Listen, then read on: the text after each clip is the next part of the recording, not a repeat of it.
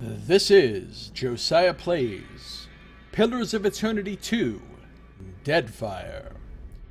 We're here in the arena sub-level at the Engwithan Ruins on the Isle of Tortuga. No, it's not Tortuga.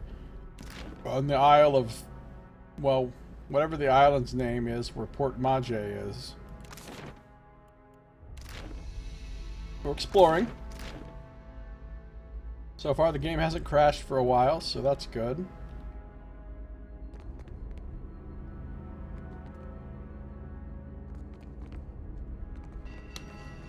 That's sad when you have to be happy about the game not crashing for a while. The copper bowl is tarnished to a dull blue-green. Grime and dust coat the surface in a thin film. Let's examine it. At the bottom of the bowl is a shallow circular depression. Oh. History tells me something. You recognize the offering bowl, an artifact found in many Engwithan ruins. It would have been intended for use only by Engwithans who held high rank, or had made some great achievement. In an arena such as this, a champion might fulfill that role.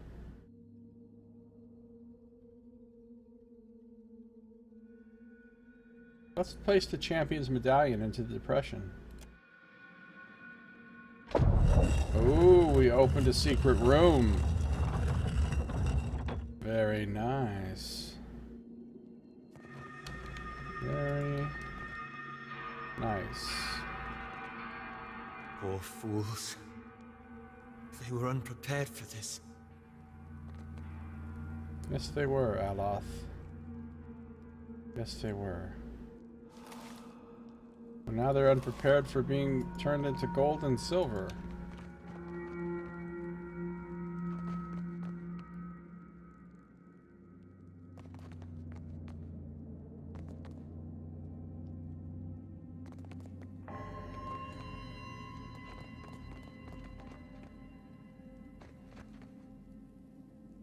Crates full of luminous Adra, I guess. Rune powder. While alchemists utilize knowledge of the mundane world to manufacture gunpowder, ambitious practitioners of magic have created an alternative. Rune powder, crafted through a process similar to the techniques used to make grimoires, burns hotter and faster than black powder and is easier to ignite, making it more reliable, especially in inclement weather. For these reasons, it is exceedingly valuable. 40 copper. Both to soldiers and sailors, who must often fire their weapons in the wet and cold. 40 copper. And a pry bar. Effective for prying open certain types of containers, but not especially useful on doors due to the uneven and narrow distribution of its leverage. These tight coils of gleaming copper are typically found in conjunction with Adra, where they effect peculiar changes. Solution. I have the solution! Alchemists often require specific, measured components for both mixing and developing compounds. They store those that remain stable in bottles sealed with wax or cork. Wise alchemists label their solutions carefully.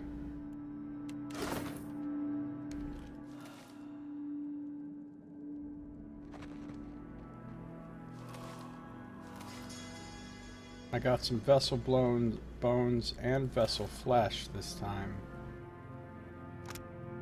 This reeking flesh once held a bound soul. With its energy fading, the flesh is entering a rapid decay.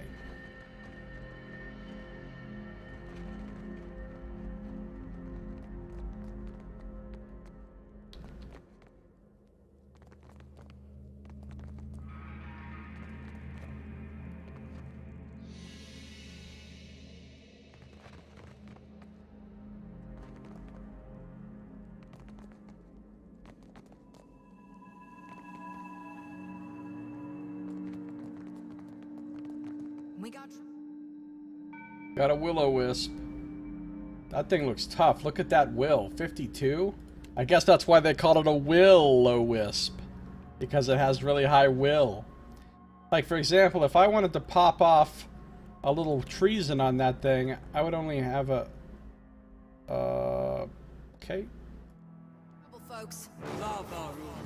Indeed. Alright, what do we have going on here? Sporlings. Will-o-wisps. Sporling has low will, though. Oh, it's immune to intellect afflictions. Is charm an intellect affliction? I don't think it is.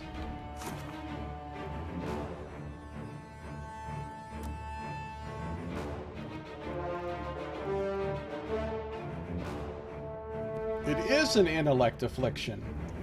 So that's why it doesn't show me a hit chance. Because it's immune.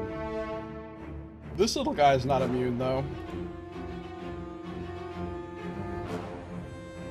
82% chance to hit.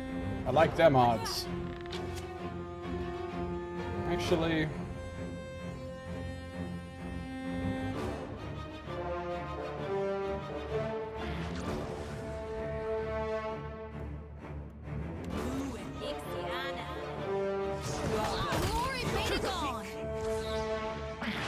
I'm fixing to be sick. I'm fixing to be sick. That's it.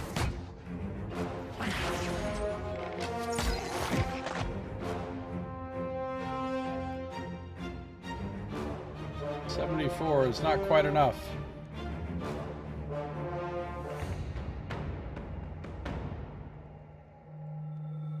Waiting to see if they still have enemies in this game that obnoxiously summon other enemies, like Shades in the first game. Oh, I'm sure they do. Of course they do. As you like. Dank spores! These are the dankest of spores.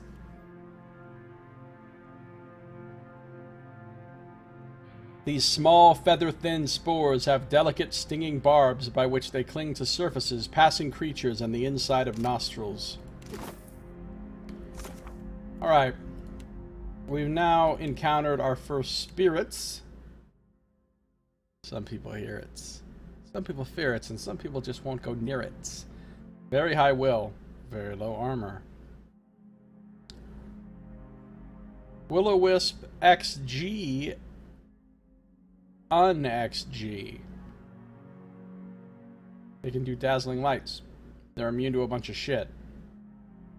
Wisps primarily inhabit abandoned ruins and other such forgotten places. They are thought of as curious creatures, for they sometimes follow travelers for short distances, for reasons known only to themselves.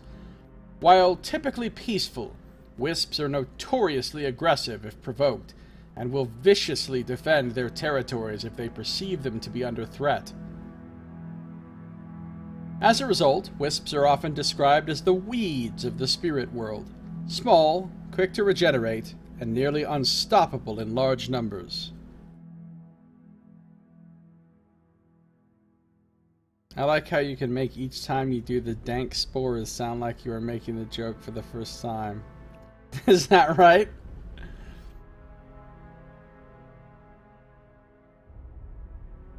Where there's sporlings, there's fucking mushrooms that charm you. Indeed there is. Sporlings. Oh, they look like cute little myconids, though. Their deflection is super low.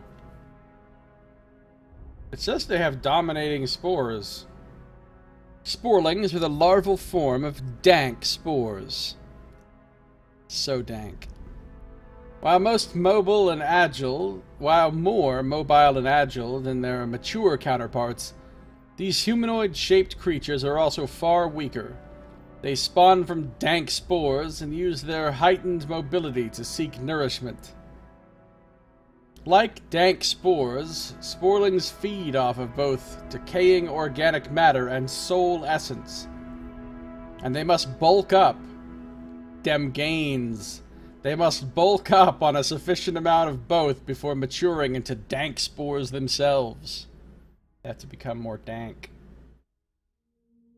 by bulking up. And then apparently they are unable to move at some point. Alright.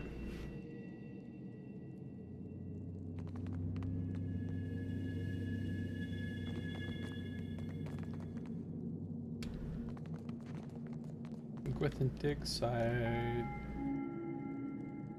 I shall make it so. People that have turned into money.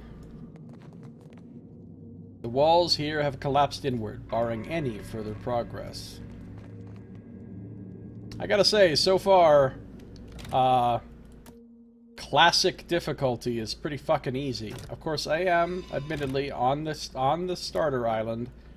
Here's one thing that annoys me. When I reinstalled the game, for some reason it set my level scaling back to none, and I cannot change it. And you might think, oh, maybe if you exit the game and try to change it from the main menu. No. On the main menu, I can't change it either. And I can't change it in the game. I don't know why, but it annoys me. Maybe if I change the difficulty, I can change it. Nope. So, I guess I don't have level scaling anymore.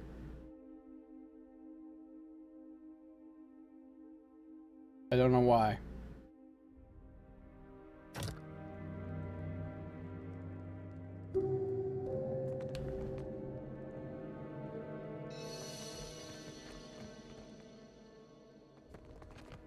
I don't know what mushroom you're talking about, Sino.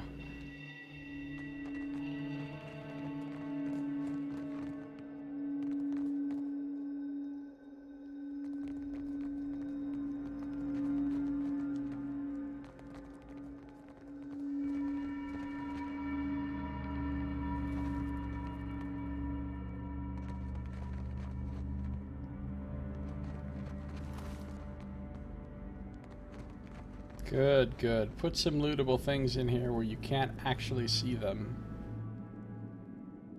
What I like. Looking it up. As you should.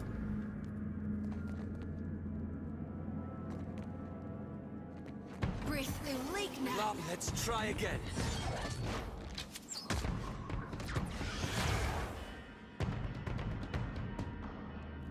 Necrotic Lance got the job done. I shall. Job, Aloth.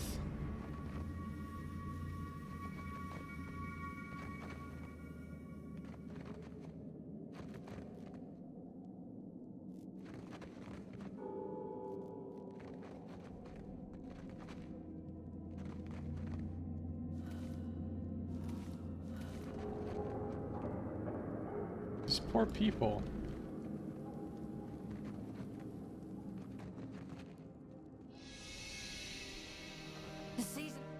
Ooh, a rusted copper construct.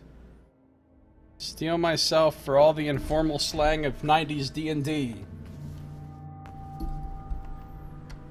You mean like the fucking Planescape cant or whatever? Harvest is here. Rather difficult to concentrate.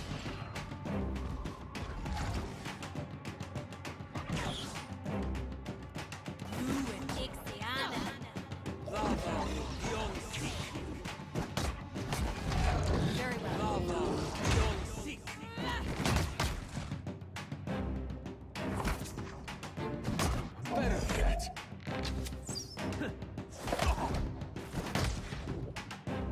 Oh, indeed. Ascended! Now that the fight's over.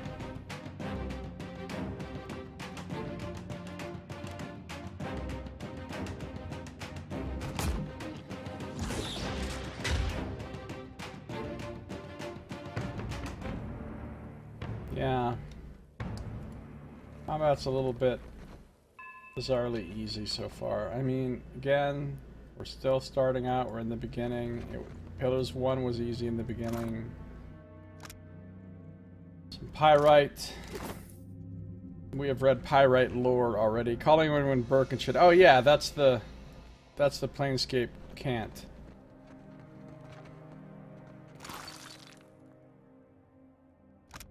A pickaxe.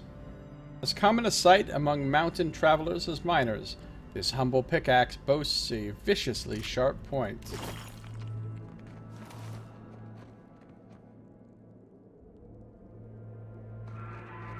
Hopefully we can find some knackright. Hopefully.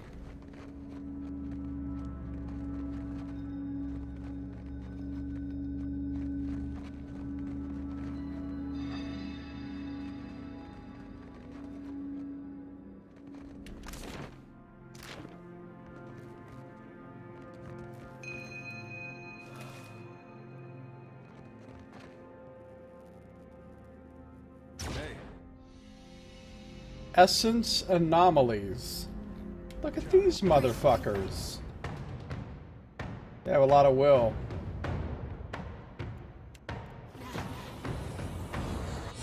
Indeed.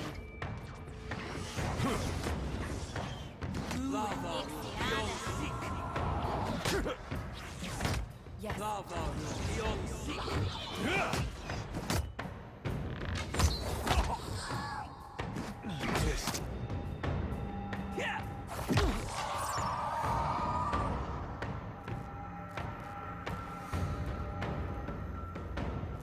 As you like. Spirit residue. Faint ethereal wisps of soul energy made manifest.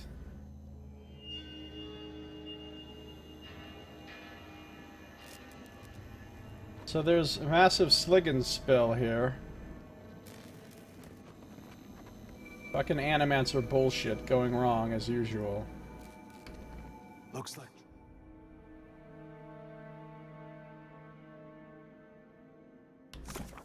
What was that shit we just fought? Oh, apparently there were phantoms. Phantoms are veil touched. Phantoms are souls that did not properly separate from the body after death. This usually happens as a result of severe trauma, particularly in the case of a violent death. Unlike lost souls, which are incapable of interacting with or being detected by normal mortals, phantoms, like shadows and Ciangrilla, maintain a connection to the physical world. They will attack other life forms without discrimination.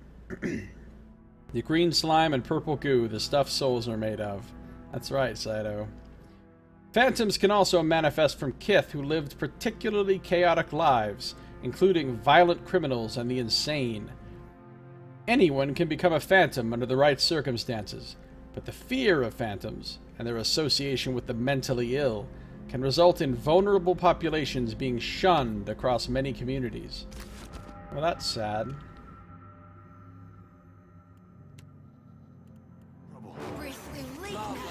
Honestly, fuck these motherfuckers.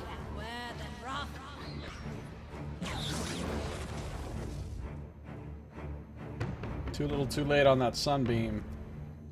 Dude, Aloth putting in work with those necrotic lances, though. Certainly. That's some leathery wings.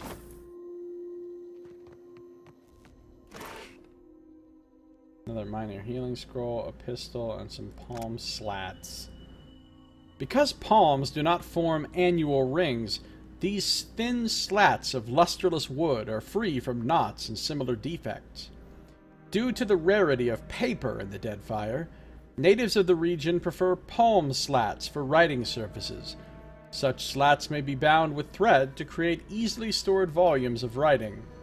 Imagine a thick-ass book made of fucking slats of wood. Let's put this healing scroll on our healing scroll person.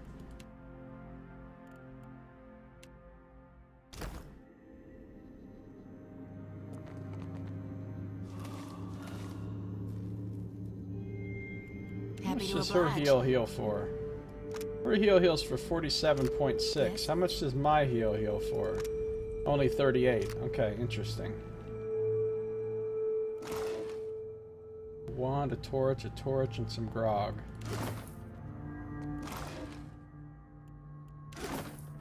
I shall. Doro the Reckless defeated 7 beasts barehanded. Moss and grime have been scraped clear of large portions of this mural, revealing the vibrant hues of the Anguithan figures beneath. It's bad enough in the real world where most disturbed people aren't really dangerous, but in this world... yeah. An Animancer's hat. Do you know your hat? Standard hat text. And we've also got a journal entry.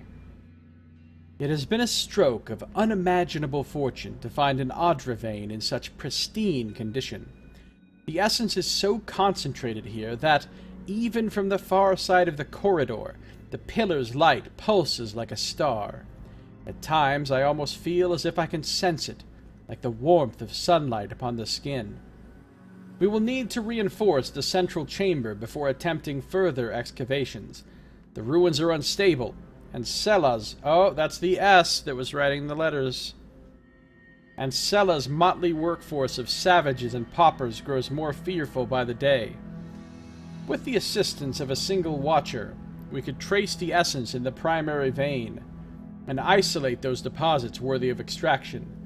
I have petitioned Director Castol in Nekataka for such a resource, but I am continually rebuffed. It is unthinkable that the Valian Trading Company cannot isolate, within the vast borders of its considerable influence, a single suitable candidate. I must assume that the wretched Elette woman is hoarding them for her fanciful experiments. Transportation! As if we have the time to expend on such frivolities. Let's talk about this hat. Let's talk about this hat. Okay. That looks ludicrously, bizarrely, stupidly ludicrous.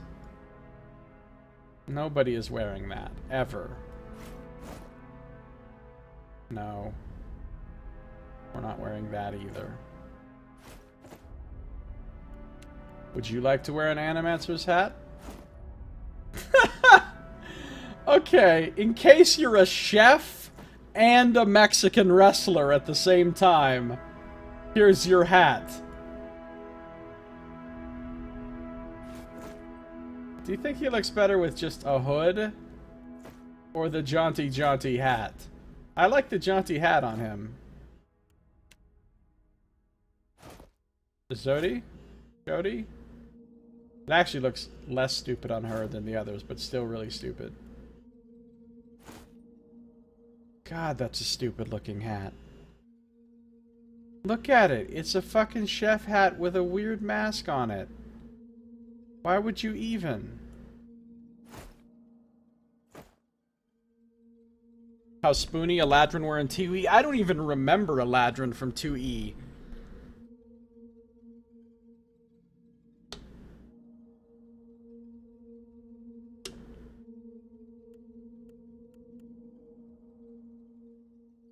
Hair in this game doesn't play well with headwear. Yeah, I noticed. That's why I wouldn't wear something like this on my character, because where the fuck does the back of her hair go? When she puts this on, she shaves the back of her head?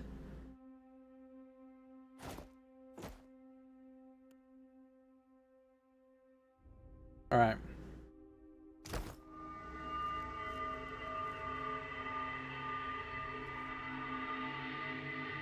Well, that doesn't sound ominous or anything.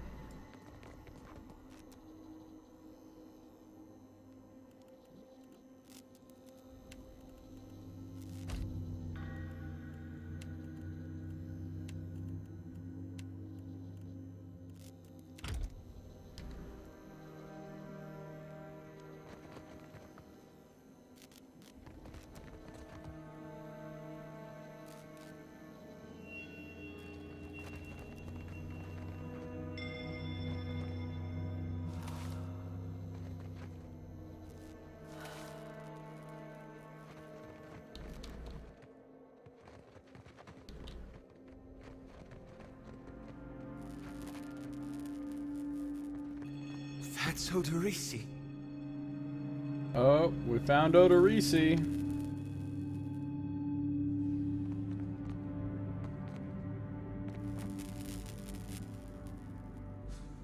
Hopefully... Oh, that is quite a pillar of eternity, isn't it? Pillars of Eternity. It's the name of the game, so you know there's gonna be some...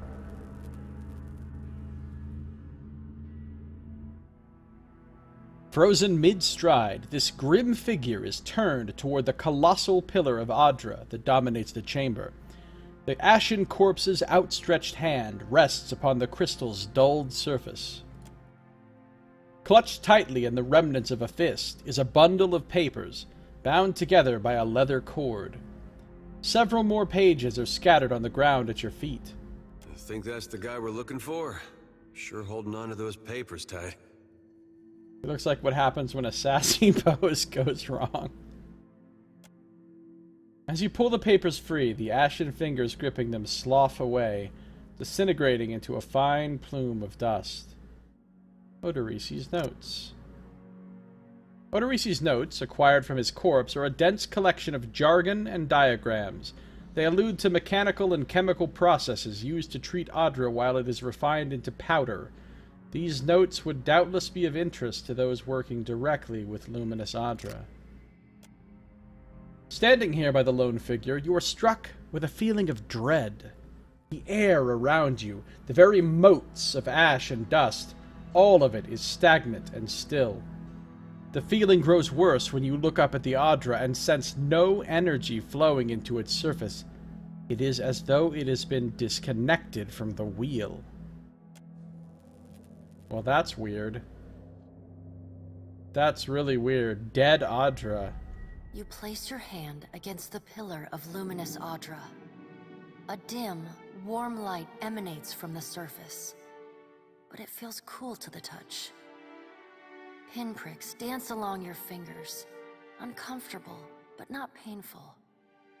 A woman's voice, scratchy, distant, and halting, echoes in your mind. Wonder what happens when you snort powdered Adra? You die.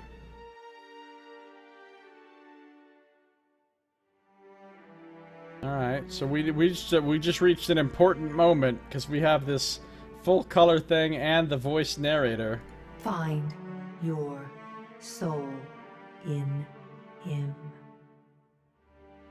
You concentrate, peering into the Adra's energy as you would peer into a soul. Its inner light is blinding, but as you become accustomed to it, you perceive the core of the Adra itself, a churning mass of millions of soul fragments. With a jolt, the energy reaches out to you. The Angwithan ruin fragments around you, breaking into incoherent shapes and dissolving to dust, falling into an infinite well of dark gray vapor. Even the ground itself disintegrates into nothingness. All that remains is the murky expanse of the in-between. The Adra pillar, and a skein of golden threads rooted in the pillar that extend far off into the distance.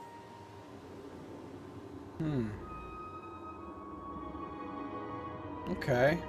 That's a strange thing to have happen. It's always awkward when you wake up to find part of yourself in a man. Yeah. You focus on the threads. You catch glimpses of memories, your memories, mingled among the memories of thousands of other captive souls. The filaments begin to cohere, rapidly twining into a golden cord. With a muffled crack, the cord ripples outward in a violent wave toward the endless distance. The cord undulates over a space so vast that you lose sight of the wave before it finds its end. Then, a heavy creaking, like the sound of mountains shearing under their own weight, washes through the dull gloom of the in-between. A violent force yanks you along the cord at an incredible speed. The murk of the in-between warps erratically, as though you are observing it through an ill-ground lens.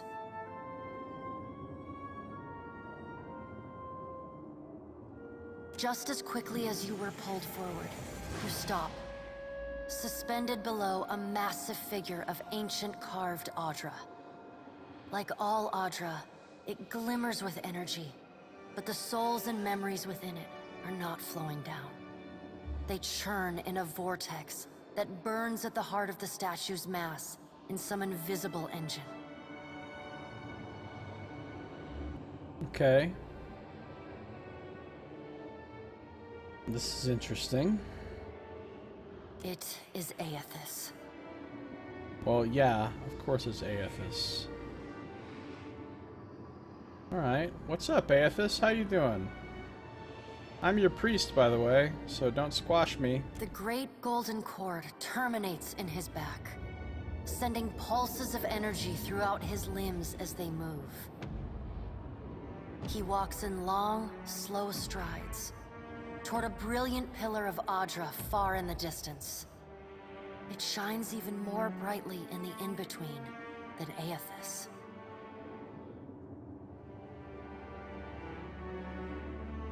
That sounds like a really brilliant pillar of Audra. From within the teeming throng of souls, dozens of eyes look out to you.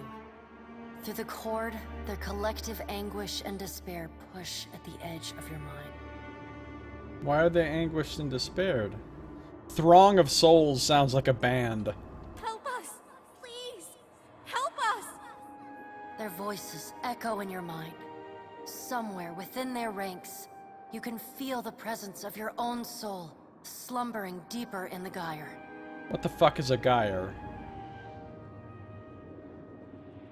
These are basically charging stations for his new soul-powered vehicle. It does kind of seem that way, huh? He's like just sucking the energy out of them to fill himself up.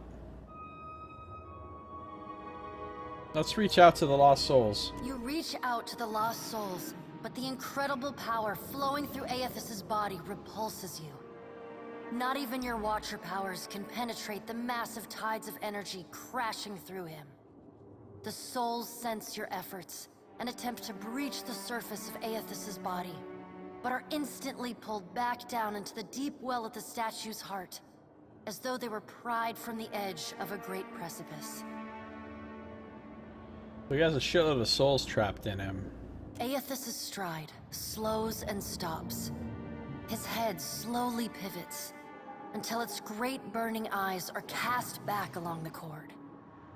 As his gaze meets yours, you feel an overwhelming rush of incredible joy, mingled with profound sadness.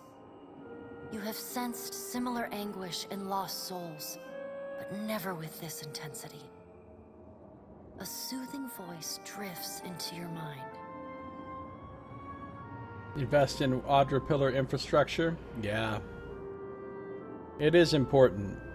Also, a gyre is basically a circle or a circular flow. Okay. It takes great bravery to venture through the in-between, even for a Watcher. A swell of admiration radiates out from the god's heart, a force so intense that it momentarily overwhelms you. Eothas sounds cool. I mean, he admires us. How can this be our enemy? You do not need to follow me, for their sake or your own. Something beautiful is coming. Something that will save us all. A great light shines from Eothas's brow, so bright that even the souls within him flinch from the source, cowering in fear. That sounds a little bit ominous. Usually when somebody thinks something's coming that's going to save everybody, it's usually something bad. Is it Liam O'Brien? I don't know. It could be. See if he says anything else.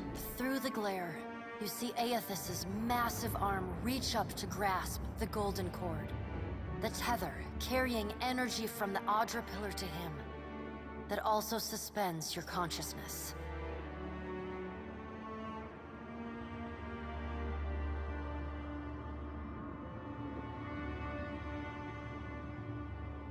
What does that mean? The sun will yet rise, Watcher. You need only wait for its light to come. It's possible it's Liam O'Brien. I mean, he's got some post-processing on his voice, obviously. Whoever the actor is. Eothas yanks on the golden cord, pulling it from his back. The cord tears into filaments that blacken and dissolve to dust. Without pause, he turns to resume his stride toward the distant pillar of Audra, shining on the boundless horizon. You hear the souls within him cry out for just a moment, before your consciousness is snapped away from them. The in-between goes dark. For a second, you feel a mix of nausea and a sensation like spinning and falling. Then the moment ends. Your consciousness has returned to the Angwithan arena. The world is sideways, the Audra pillar upside down. You flinch at the feeling that you're standing on the ceiling. The disorientation overwhelms you and you collapse to your knees, next to the luminous Audra pillar. That was quite a trip. Previously dim and flickering, the pillar now glows with a strong and steady light. You touch the Audra again, but the chill and prickling sensations you felt before are gone, replaced with a comforting warmth, like the embers of a fire that has just lost its flame. Interesting. As you return to the world, you feel a hand on your back. You alright? Come on, we just got you back. Despite his tone, you can see genuine concern in Adair's eyes.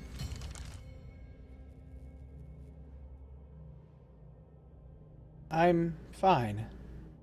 I heard you say that before. Had something to do with a 2,000-year-old lunatic talking to you in your dreams. I've seen you commune with souls of the dead, but this looked altogether different. What happened? I do think Matthew Mercer is pretty good, where he really makes Aloth and Adair sound different from each other. I mean, if you didn't know it was the same voice actor, you might not know it was the same voice actor. You know what I mean? No! I don't have enough metaphysics? But how is that possible?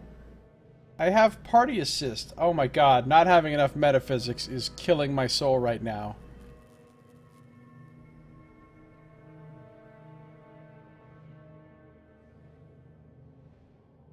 You're lying. I do have enough metaphysics. I do. Found it. Agaris. Oh, the death mushroom thing?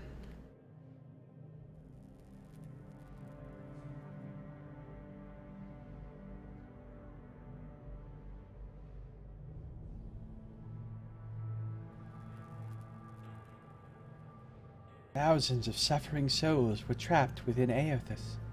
I was powerless to help them. I don't believe the god of rebirth wishes souls to suffer. If he's harvesting them, he's got a plan. He's got a plan. Good enough. What did Gon say? Is he gonna meet us? What do we do next? He charged you with a divine calling, didn't he? Just like he's done for me.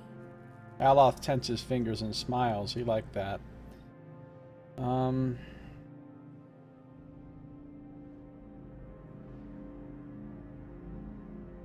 Another pillar. That's why I'm captain. He's after Luminous Audra. I saw more Luminous Audra in his path, but he told me not to follow, that something beautiful is coming. I wonder if he said the same thing to people in Rayed Saris 20 years ago. I wonder what he's after, and why he's been giving me these dreams. The things I've seen, they leave a mark on your soul. She rubs her arms despite the balmy air. I may not know what Gon's got planned for me, but clearly he wanted me to meet you. Aloth hums approvingly. Alright, well... Hey, that pillar wasn't lit up before, and now it is. The Veins of Aora. Eothas is drawing essence from the pillars of Luminous Audra in the region. Whatever he means to do with all this power, tracking down these pillars may be the only way to pick up his trail. I can't sense Eothas' presence any longer, which means I won't be able to track him down directly. Can't we just follow the giant-ass footsteps? Of course, once he's walking through the ocean, that doesn't really help us. But if Eothas is using the Luminous Audra pillars throughout the Deadfire archipelago as a source of energy, I may be able to pick up his trail again by finding more Luminous Audra sites. This is their version of Aloth approves. Yeah. The Valian Trading Company has a vested interest in locating Luminous Audra. Governor Clario may be able to point me in the right direction. Odorisi's fate is clear. It's not the news Governor Clario was hoping for, I imagine. The sooner I deliver the news to him at his estate in Port Mage, the sooner he can fulfill his end of the bargain. Through a massive Adra pillar within the Engwithan ruins, I was able to forge a link between myself and Eothas. I managed to retrieve the fraction of my essence still within him, but Eothas severed the connection before I could do much else. He seemed to be drawing power from the luminous Adra. If this is how he is powering his journey across the Deadfire, then finding more Adra pillars may lead me right to him. Powering his journey, just like you said, Saito.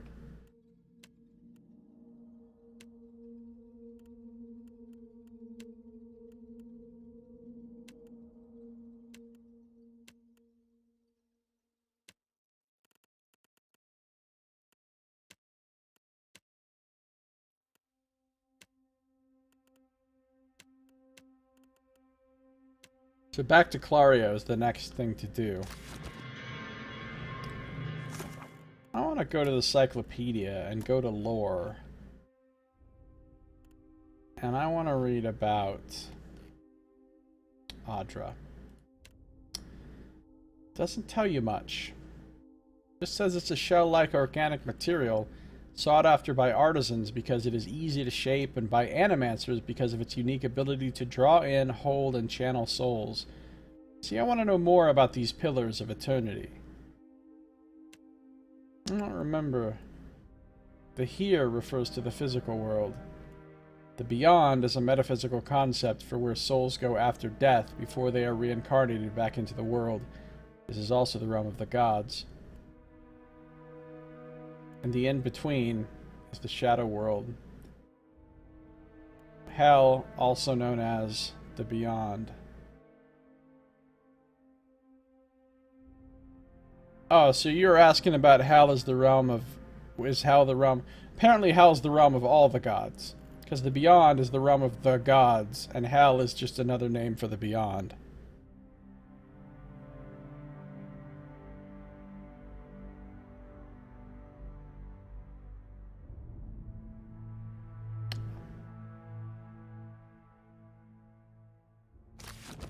It's the colloquial term. He didn't even turn into money? What a dick.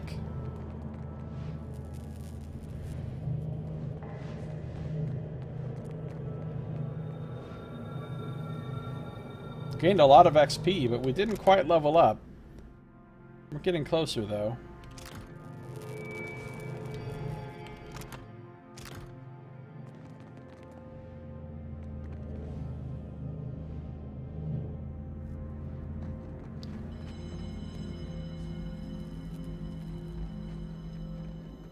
This doesn't tell me what luminous Adra specifically is, right?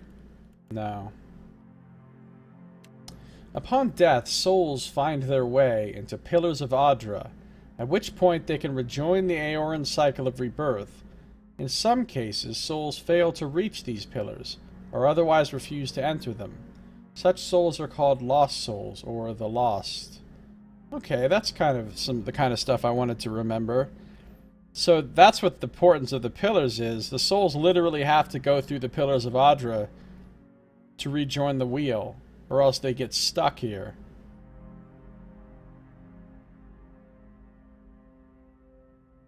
So the pillars are pretty fucking important.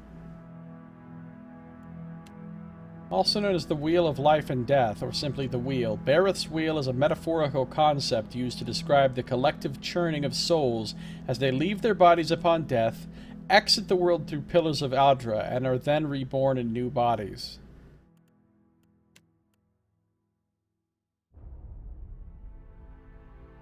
So, the souls leave the body, they go into a pillar of Adra, from the pillar of Adra they go to the End-Between, from the End-Between they go to the Beyond, from the Beyond they eventually come back into a new body. So, your soul has to go through a lot of... There's a lot of moving parts there, right? A lot of room for error. A lot of things that can go wrong with your soul after you die. And then you've got animancers fucking with your soul as well.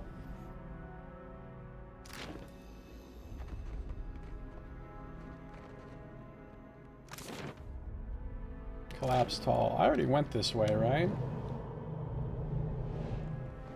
Pretty sure I did, but I can't say for certain, so I'm going this way again. Oh yeah, we fought these things here.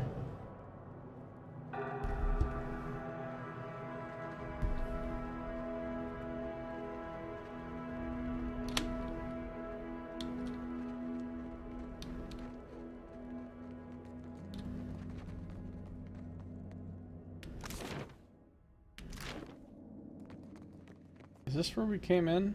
Or is this a new way I haven't gone yet? This looks like a new way I haven't gone yet. We got brine imps. Confound it! It usually works.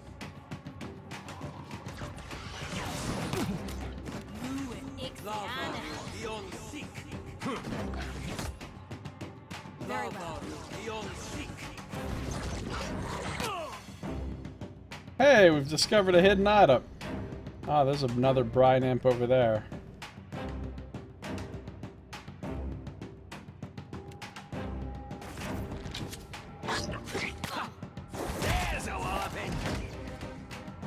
Brine imps are immune. Oh, that's right. They're immune to mind affecting. Oh, indeed.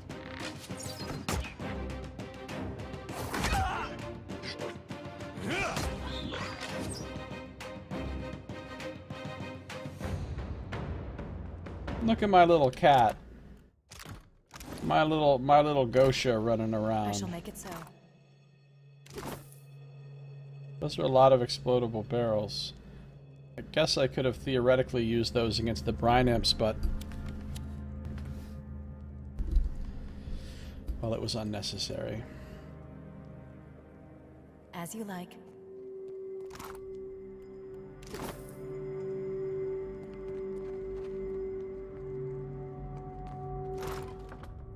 Rope and grappling hook.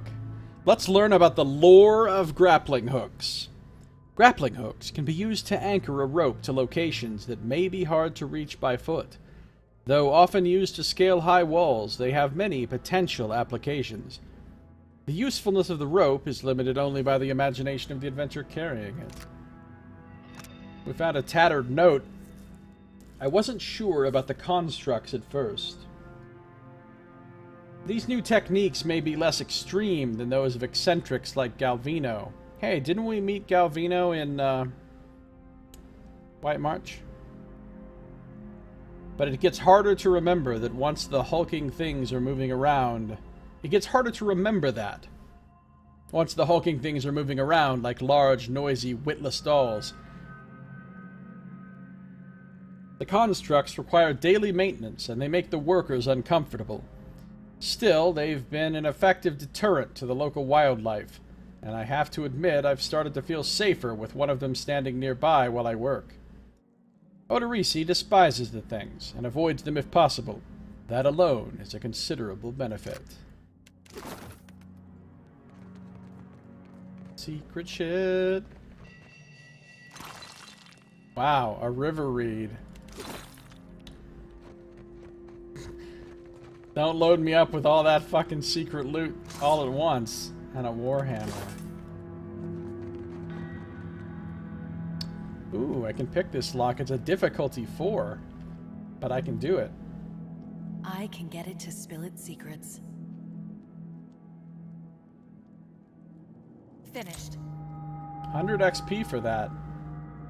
I shall make it. We found a fine dagger. And some silver. That's a pretty nice weapon. Does anybody want to use that? I mean, not me, obviously.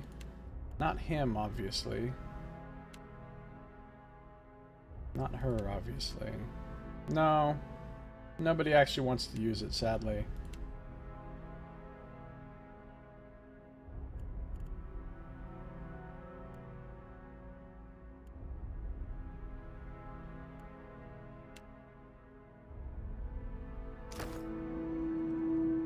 Well, I have my whole party here except for Palagina. I don't know where I get her.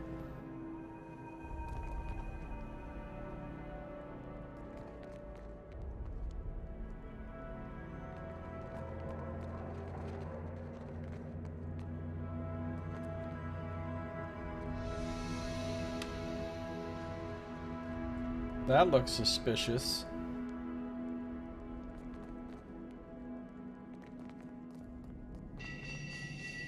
What do we have here? What are these symbols?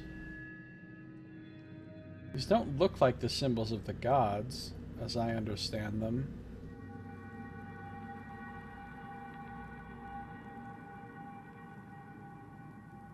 Maybe they're older symbols of the gods from the Ingwithan time? Maybe they're symbols of something else entirely. What if I stand on one? Apparently nothing happens.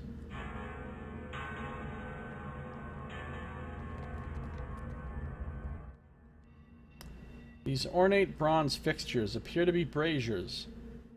Soot lines the interior of their metallic petals, and you spy fresh coal beneath a filigreed grating.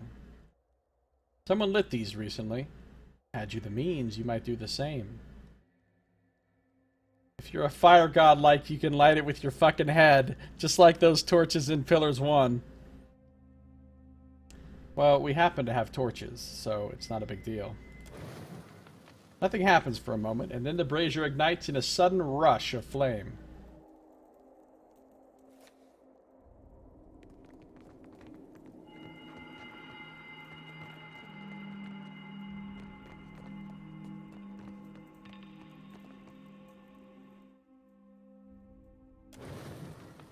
You've scarcely touched the flame to the brazier's surface when it catches with a hollow roar. The flame jets downwards, moving into a narrow channel connecting both braziers.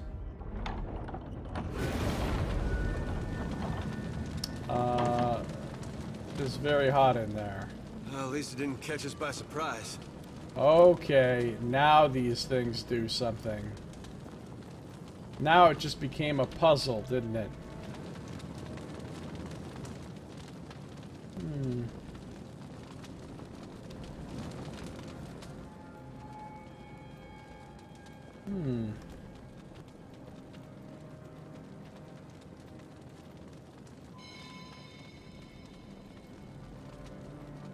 Let's come back to this.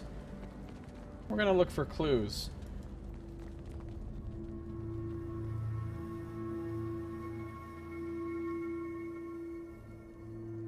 All that remains of this inscription is Raka the Fortunate.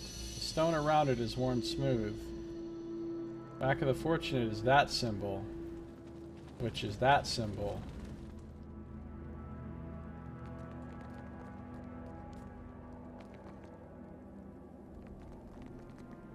I see.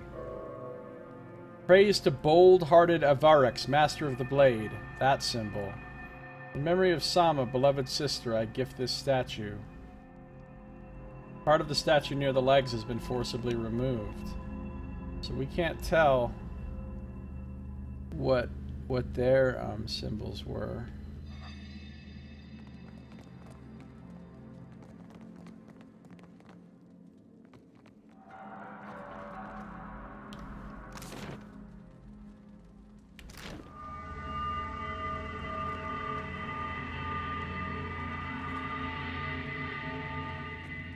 This is where we fought the mushrooms.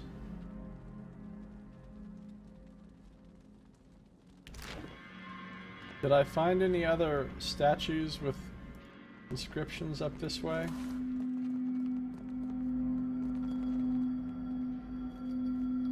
don't think I did.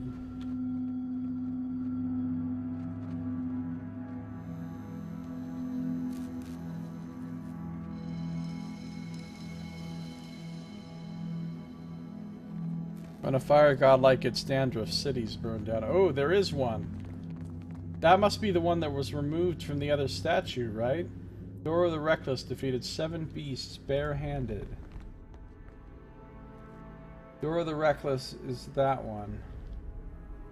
Except I don't know how to use this information. There's some symbols on the wall. They don't look like the same symbols. Or do they? Maybe they do.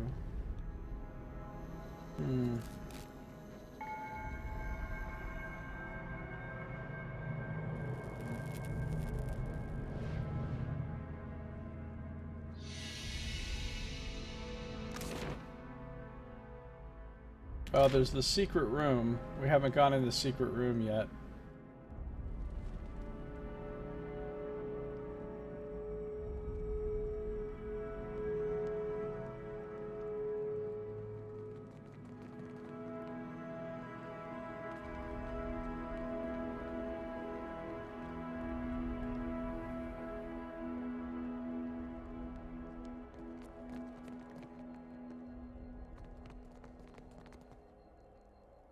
We put the medallion in here and it opened this up. And I didn't go in here yet.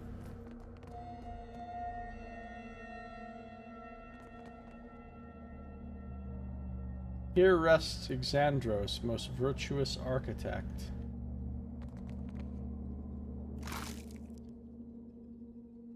Adraban. White Adra is an extraordinarily rare precious stone found in some formations of Adra. It sometimes appears immediately adjacent to copper conductors used in Ingwithan structures. It has a luminescent white color with pink and violet veins striations running through it. And some to Andratara and an amulet of health.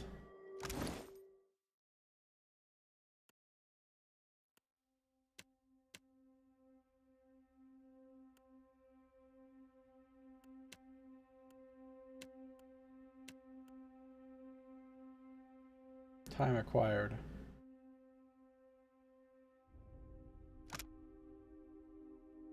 The silver disc hanging from this necklace seems slightly tarnished, a subtle darkness lurking in the depths of its intricately etched arcane patterns.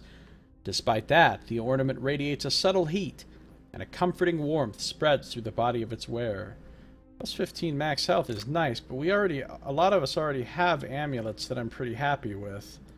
Like my amulet, I don't want to trade that out. And his amulet is pretty fucking great for him.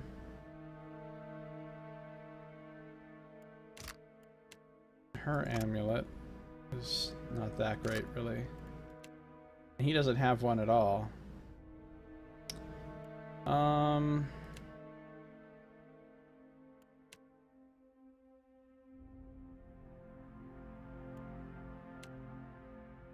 Well, I guess Aloth gets extra hit points.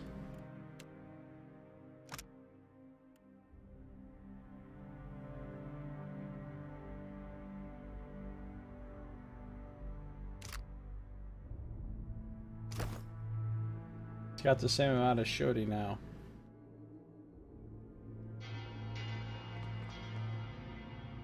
Ghost candles.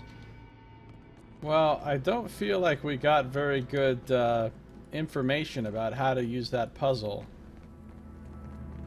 I mean, we saw what some of the symbols corresponded to, but we still don't know like what order to push them in or whatever. Let's just go back down there. Okay. As you like. Avarix has that symbol. Raka has that symbol.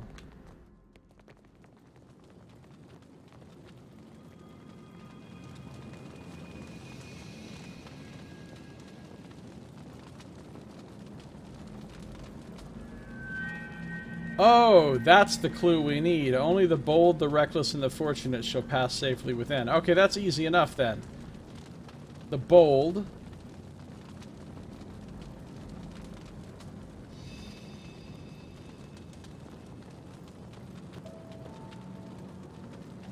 The reckless was this one.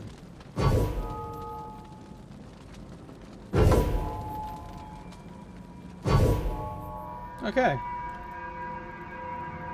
Puzzle solving.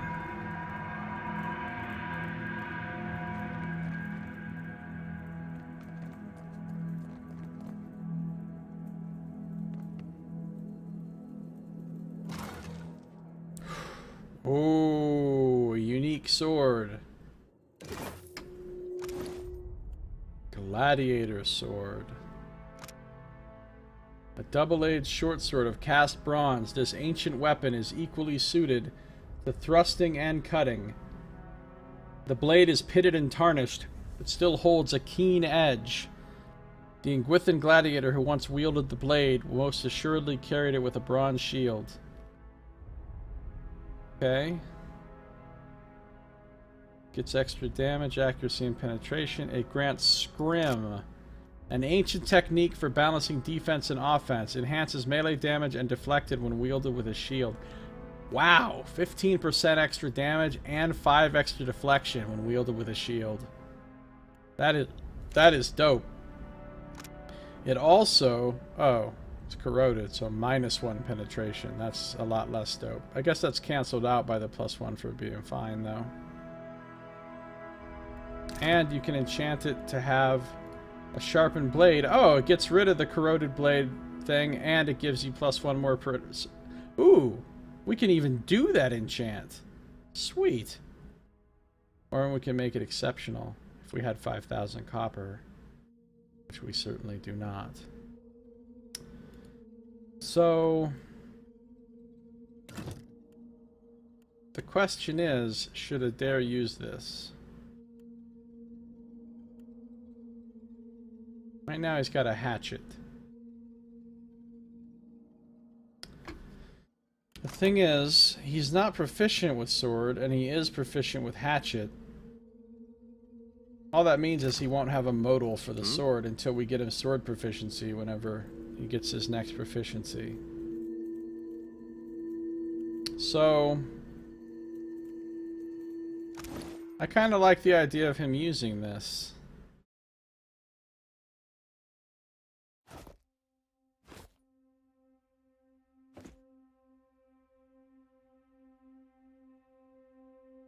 Accuracy 28. Accuracy goes up by 4, penetration goes down, damage goes way up. 12 to 17, 19 to 28, and deflection goes way up. Okay, he's clearly using this. And shall we increase the penetration on it? We can do so right now. Hold on, let me check something. It's penetration 6, quick save.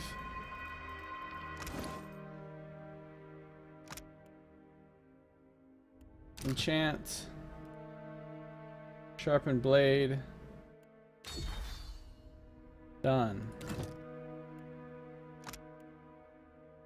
Penetration is now 8, which is nice penetration. Okay. He just became an ass-kicking machine. Even though his accuracy is still kind of shit-tastic. I have 48. He's only got 28.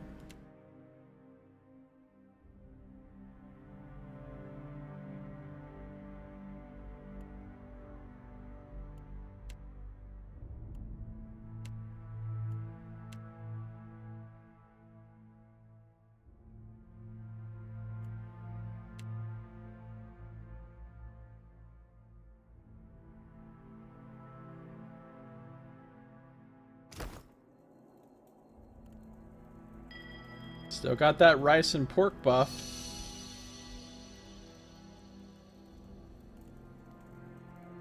We just found a cool sword. Sure.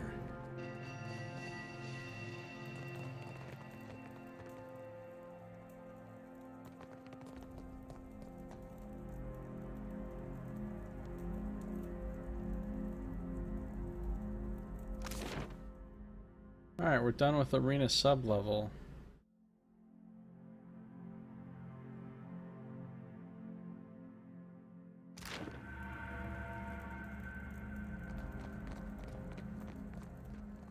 I'm starting to feel slightly tired now.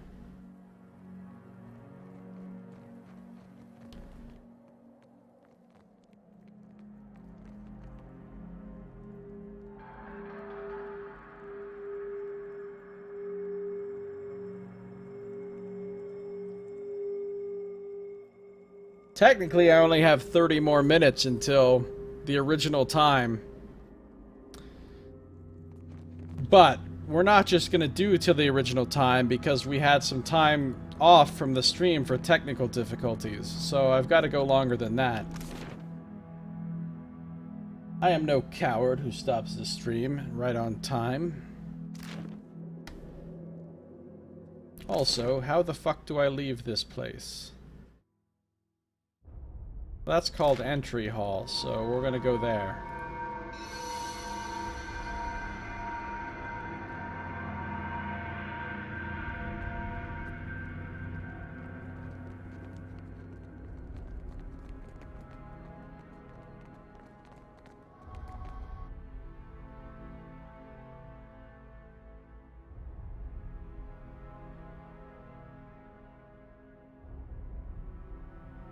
Only fools care about their health.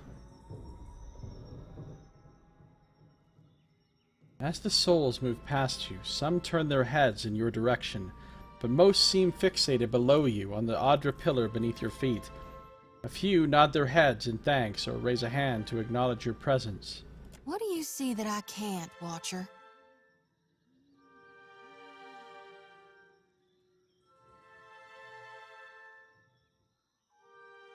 Thank the gods, the island's lost souls are finally heading to the Adra pillar. It's up to the gods to look after him now. You did good, Watcher. She smiles, warm and relieved. A small group of souls has started to cluster around you. One of them is standing a bit closer than the others and gestures for your attention. Watcher, we'd like to come with you. Why don't you just go to the Adra pillar? We would, and we appreciate that you showed us the way, but what if the Adra goes dark again before we reach the Beyond? It's a fair question. Here, I'll make you some chicken and grits. Ooh, chicken and grits sounds good.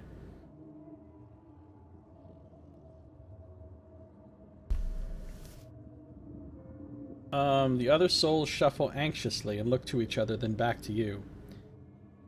Very well. Follow me. Can I harvest the souls now? Aloth likes that. Yes, of course. Thank you for aiding my mission, Watcher. I just knew you'd help me if I followed you.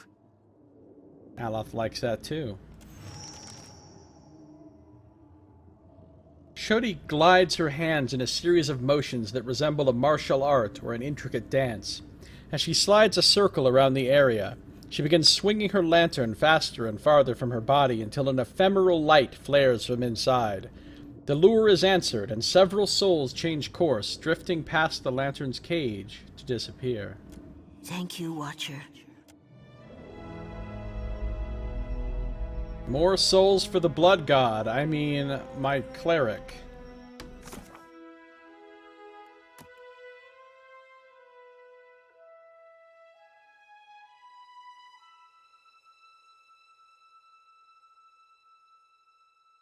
After I severed Eothas' tether to the Adra pillar, thus restoring its light, Jyoti...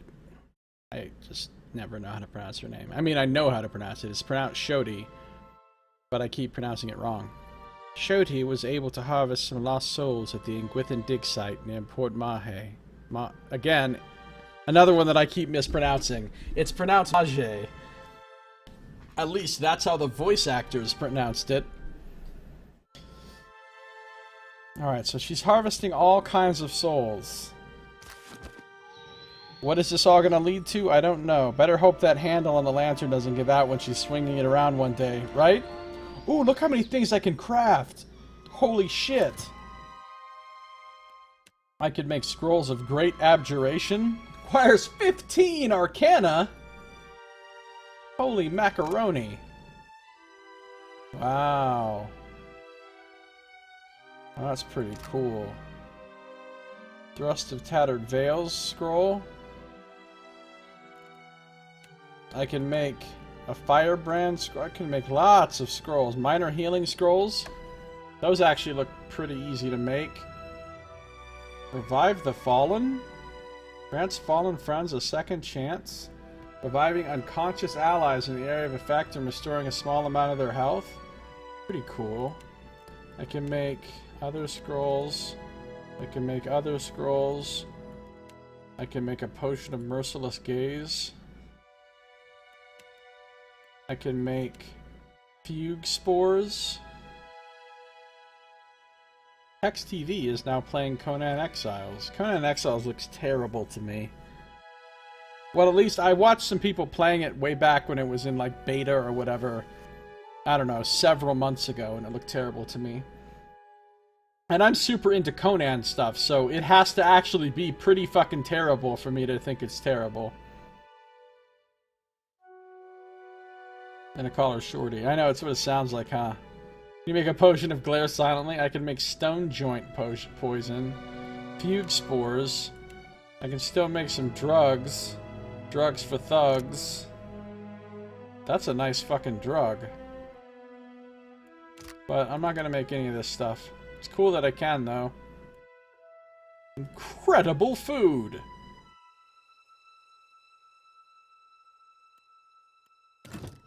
What about enchants? Can we enchant anything?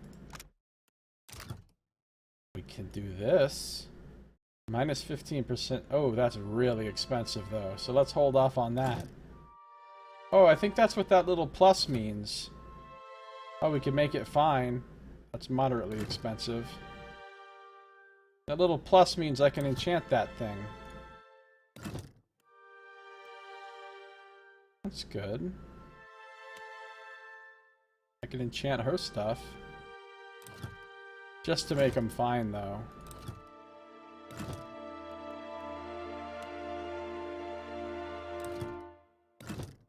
I can fine eyes. Ooh, I can give him Mesotheist.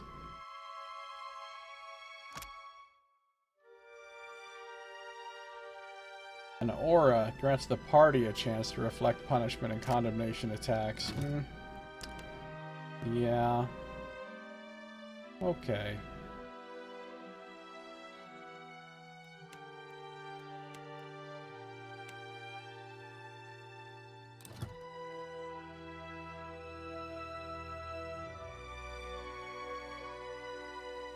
Do I want to spend 1,000 copper to give him a +1 armor rating?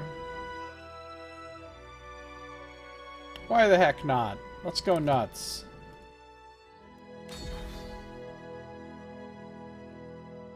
Dude!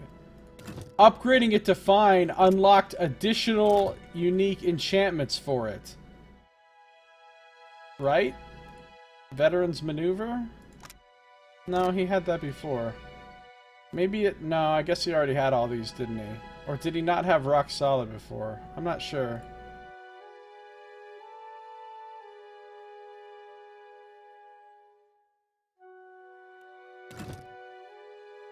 Isn't that the game with an especially scandalous girth slider? I don't know. I don't know about that. Now he's got more armor, which is great. It's all about making Adair an invincible god tank. Like I did in the first game.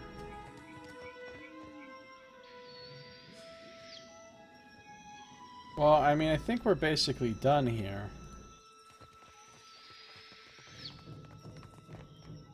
Let's talk to Vanessa again. We should build more of these cages, I think. We will remain here to see to our dead. Okay. Grouchy Animancer? Echosi, but I must take stock of our supplies. He does it without becoming a shit churro. Yeah, oh my god, the shit churro. Well, I think we're done here in Ingwithan Dig Site.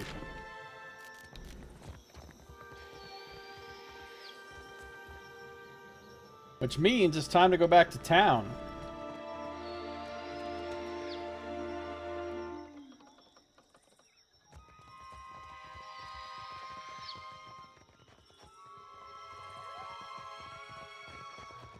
Shit churro, shit churro.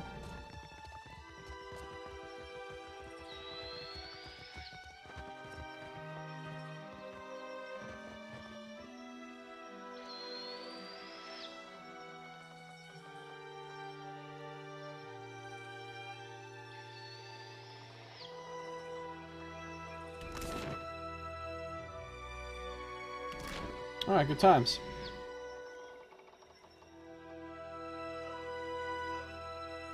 If they're timed events or not. I have no idea.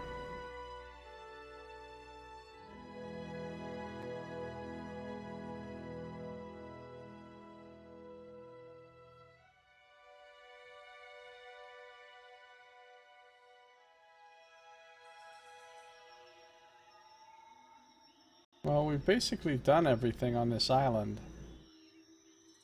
There's a ship. Hopefully not hate those. Me too. I like how the footprints just stop right here.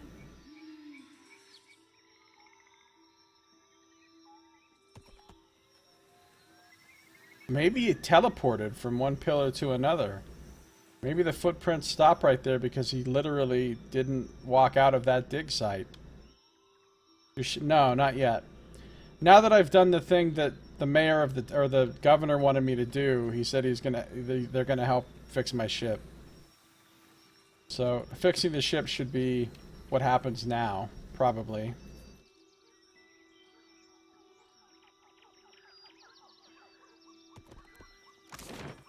Maybe it grew a pair of enormous wings. Also possible. Also possible. Let's go directly to Governor Clario's estate.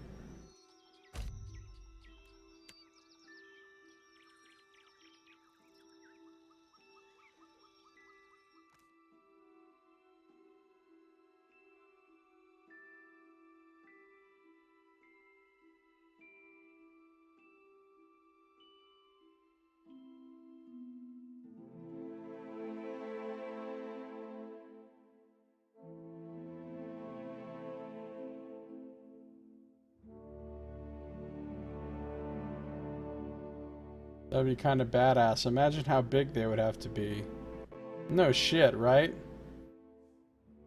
Considering how huge the statue is, for wings to actually be large enough to legitimately let him fly, not magic bullshit, but like actual physics to let that statue size fly.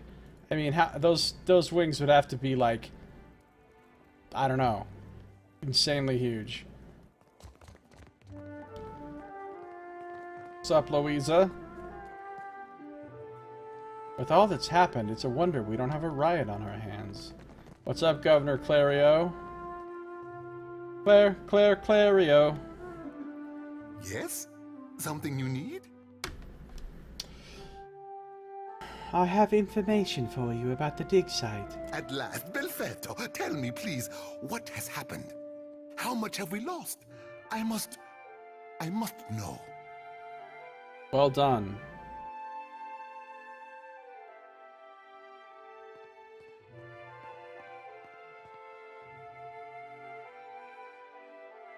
I'm sorry. Some of your animancers made it, but I'm afraid Odorisi was killed when Eothas arrived. I see. I suppose we are fortunate to have any survivors. And Odorisi's notes. His research? Look at this icon for Shady. It's pretty funny. Clario's gaze searches yours with an almost feverish anticipation. He's a little too excited about these notes. I found these. You did. Gods be kind. Clario takes the bundled notes from you with barely restrained urgency. Within moments, he is flipping through the papers, his eyes sweeping back and forth across the pages. Major positive in Port Maje. Minor positive for Valiant Trading Company. An outward-looking mercantile order from the Valiant Republics. The 30,000 employees are tasked with delivering profit on the homeland's investment. In the Deadfire, this means refining and exporting luminous Adra in enormous quantities. Still astonishing to think that you're chasing something that you had to take the entirety of the endless path to reach the foot of. I know, right? Belfetto! Belfetto! We are saved! Clario lets out a relieved, almost giddy laugh, looking up at you. Looking up with you, with a toothy grin. A grin he hides soon after, beneath a cough and a look of some regret.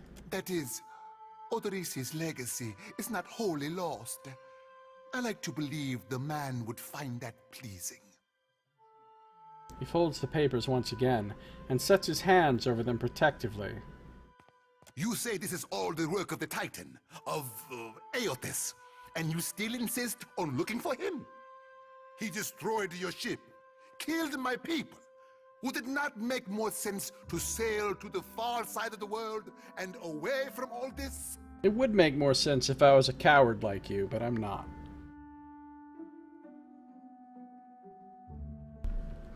If I was a paladin, I could say one thing. If I was an explorer, I could say one thing.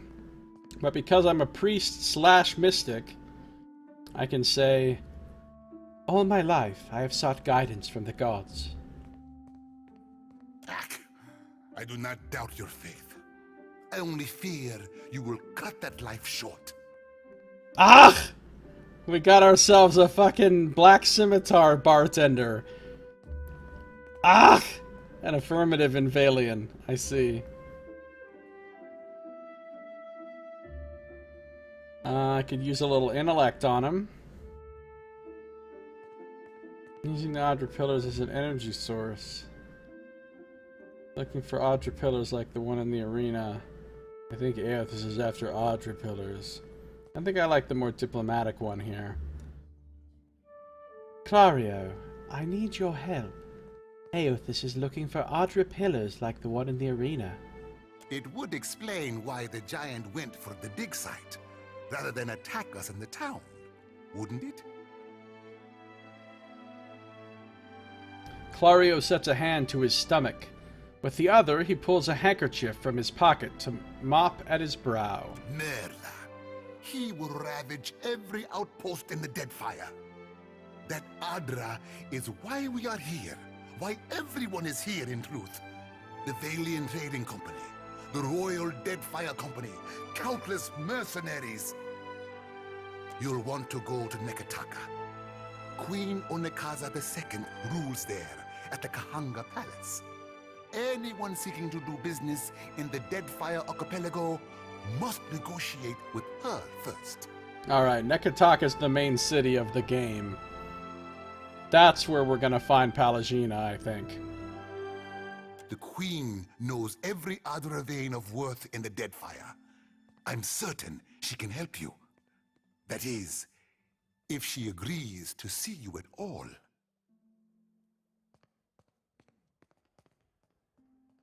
Who are the Kahanga? The most powerful tribe in the region, now that Onekaza II has united a host of them under her rule. Ikawa would disagree, but then Ikawa contents herself with a spit of land and a handful of followers. You did promise to help me. I have not forgotten. We will get you to Nekataka. And for that, you need your sheep. I'll arrange it with Ikawa. Between the two of us, I'm certain we can gather the workers we need. Head down to the beach once you are ready to depart. Thank you for your help.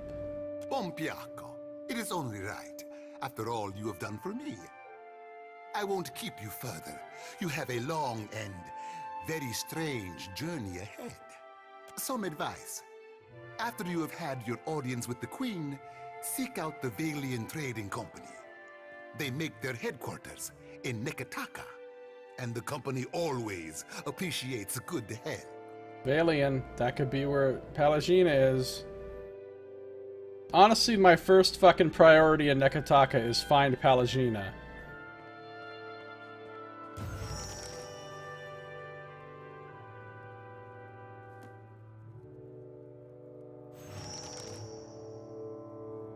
Hooray for colonialism. Hey, we leveled up. Sweet.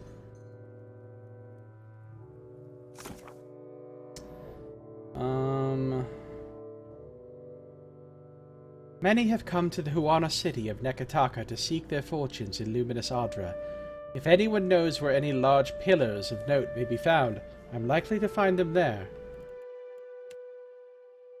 Governor Clario has arranged for a team of workers to haul my ship back out to sea. Once I'm ready to leave the island, I should meet his people out at the beach by the Defiant.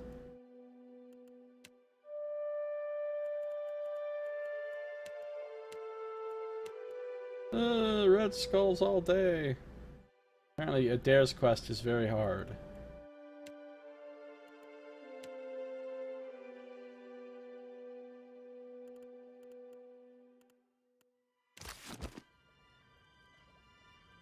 I'm sure you're eager to depart.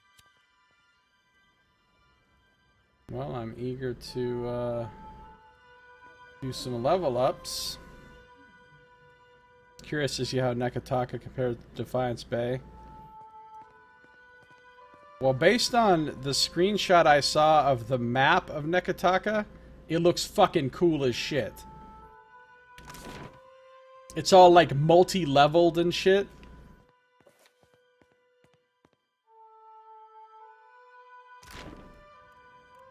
Alright, Adair has enough experience to level up.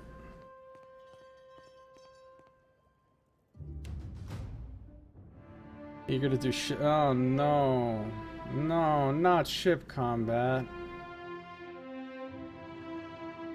Alright. Active skills. Let's keep going on athletics. That increases the healing of his second wind, so... I guess we keep going on survival, I mean... I don't care about any of these other skills for him.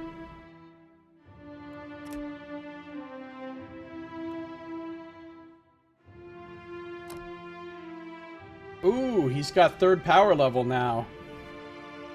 So he gets 2 new abilities, and he gets this next tier of cool shit. Okay, so he can upgrade these abilities into a better form here.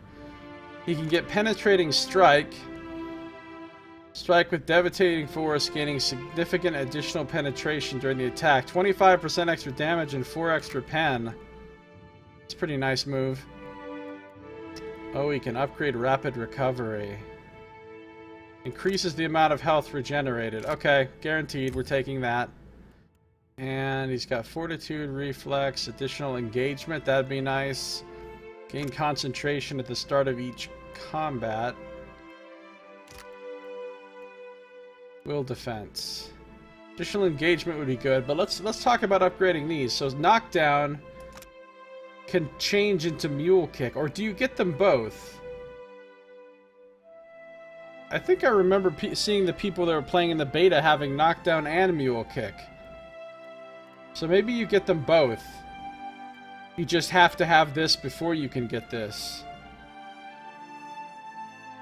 Hold on, let's do a little comparison. Does this cost 1 discipline? This costs 1 discipline. Bull's Will, you're passing that up? Passing it up for now. Do knockdown. This does extra damage. It's primary attack versus Fortitude. This knocks prone and causes damage. This knocks into the air before prone and leaves him disoriented. I think this is just an upgraded version of knockdown. Like, there'd be no reason to use knockdown once you have Mule Kick. Mule Kick seems really good. Or we can upgrade his Tactical Barrage. His Discipline Barrage, right? It gives aware and concentration for 15 seconds. If he goes to Discipline Strikes, he gets Intuitive, which gives him Perception, grazes to hits, and hits to crits. That's pretty sweet. Or we can do Tactical Barrage, which gives him Concentration, Aware, and Acute. Intellect and power levels.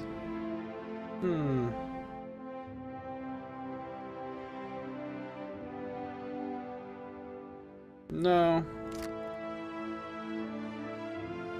I think we're gonna get Disciplined Strikes. And Rapid Recovery.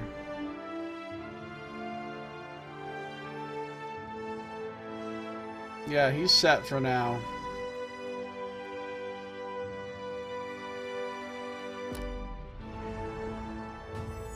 Good thing Nox isn't here. Yeah. It is a good thing.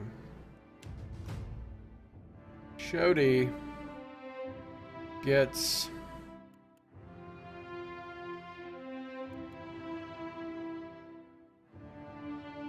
More athletics. And more religion. She gets 2 abilities. Okay, so she's just got Vile Thorns. Shoots sharp-thorned brambles at nearby enemies, causing pierce damage and potentially sickening anyone in the area of effect. This has friendly fire, though, so she won't be using this. But she can have 2 more abilities from this business. Bear's Fortitude, Combat Focus, Bull's Will. Alright, what spells do we want to get her here? Prayer for the Spirit gives an ally Smart. Ooh, I like that. Warding Seal.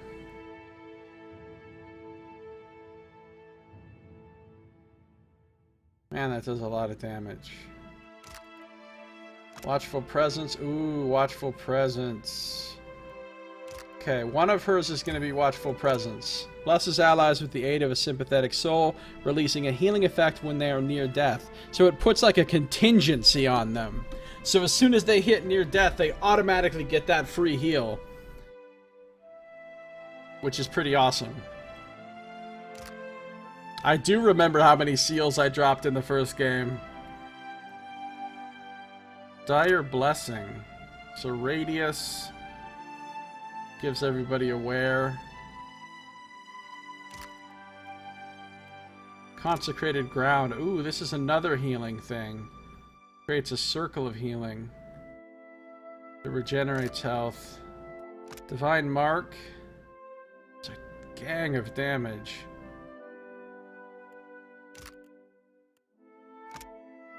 Despondent Blows. No, you know what? I'm just going to double down on healing stuff. I'm going to take Consecrated Ground.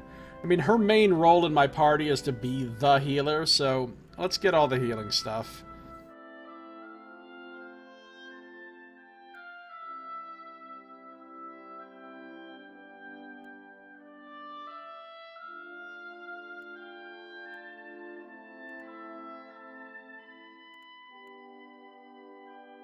Maybe I want Prayer for the Spirit. Maybe I'll get Consecrated Ground next time.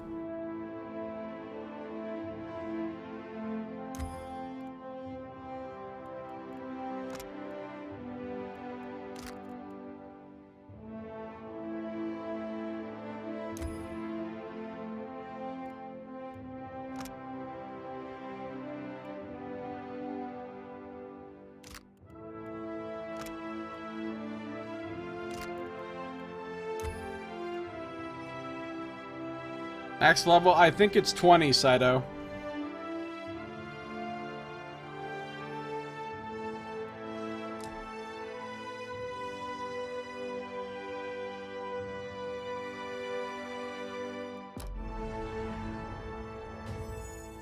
Fifth level priest. Yeah. So now...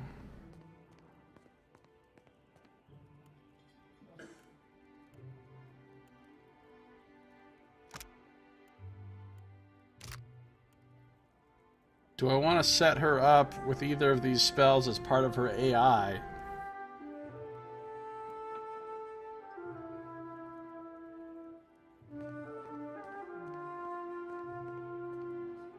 Prayer for the Spirit. Smart Inspiration. Lasts a long time.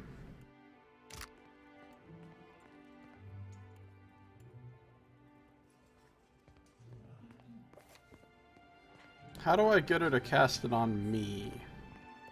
Mm-hmm.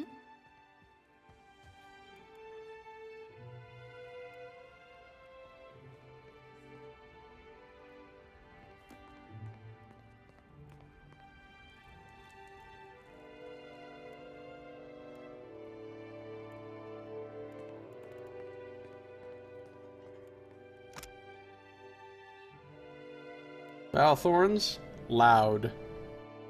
Imagine the expansions will raise it? Quite possibly.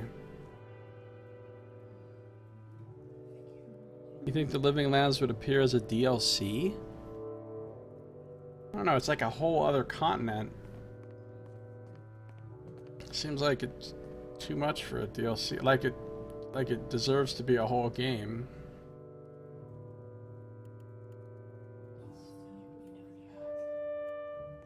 Yeah?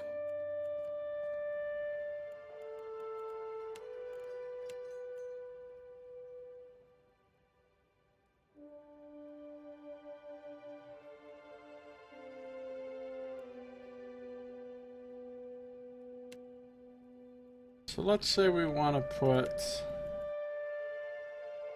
prayer for the spirit on a person.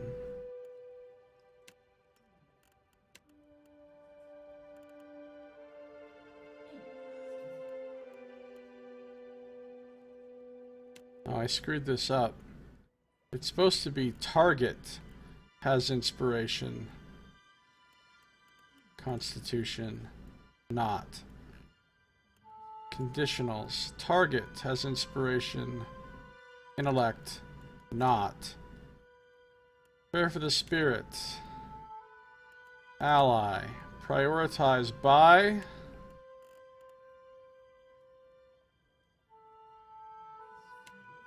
Highest will. That should always be me.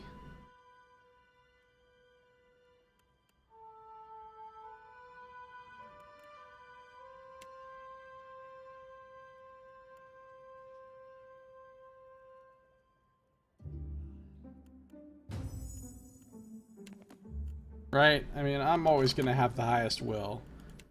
38, 51, 57, 70. Yeah, I'm always going to have the highest will. Feels a bit too one-note Land of the Lost sort of thing. Well, I don't know. It said there's tons of diversity and variety there of races and settlements and biomes and everything. I mean, sounds like you could basically have anything there.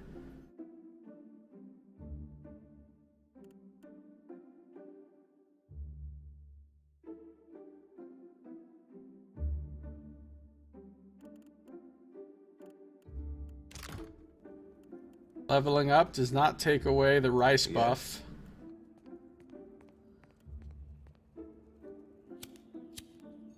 So now he's got disciplined strikes. Oh, do I need to change his AI?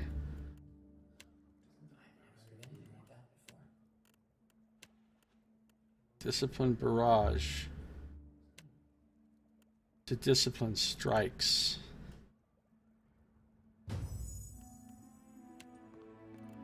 Yeah?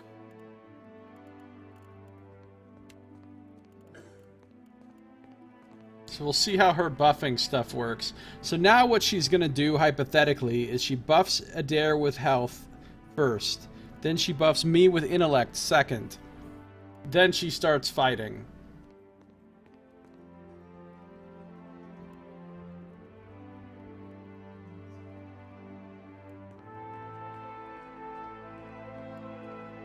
Eothas can level up. What's up, Scum Save? How you doing? Already 3 DLC scheduled for Deadfire. Beast of Winter, July 2018. Seeker Slayer Survivor, September 2018. And Forgotten Sanctum, November 2018. Cool. Pre-purchases for them are already on Steam. That's cool.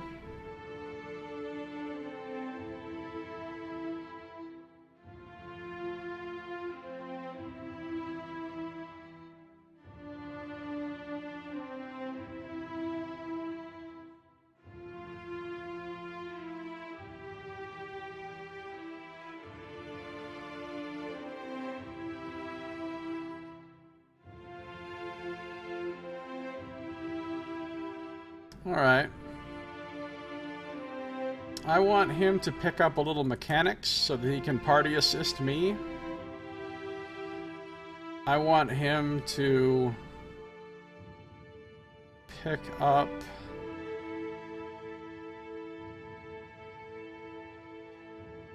some more metaphysics to party assist me. And he's got 3rd level stuff now. Get the passives first. Fortitude, reflex, combat, focus, and will. Okay, we don't want any of that. Fireball! The problem is, with taking Fireball, is I can't trust him to use it as his fucking... I can't trust him to use it with the AoE. Also, what does he have in his Grimoire? Because I shouldn't take something that he's already got in his Grimoire. Hold on. Cancel level up. What's he got for 3rd level spells here? He's got Crackling Bolt and Middle-Lettuce Bounding Missiles already.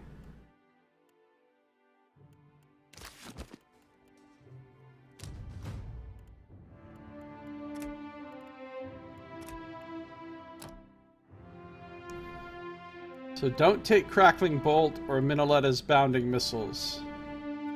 Instead, Kalikoth's Minor Blights. Creates a ball of energy in the caster's hand that can be thrown. Okay.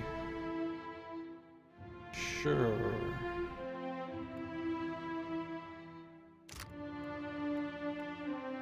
Deleterious Alacrity of Motion. Makes him swift, but he loses health. Okay, how about not that? Enemies have -2 armor and -10 deflection for 20 seconds. Long cast time.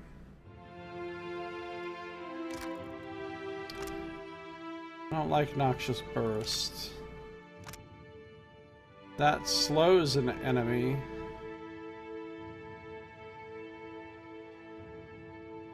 A small group of enemies.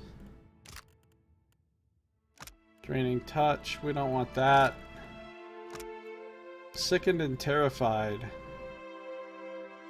A faux target.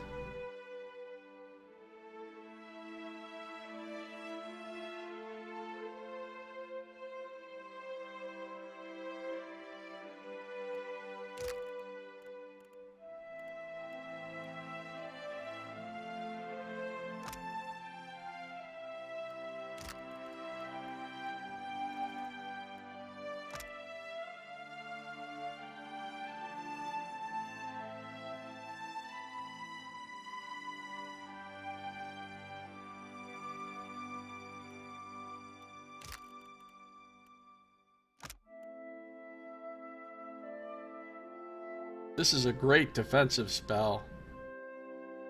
But how about... And it has 0.4 seconds and no recovery time. Holy crap.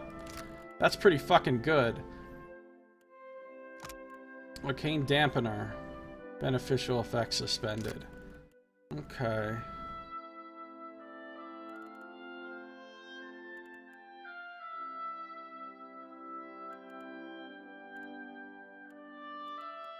I don't know what to take.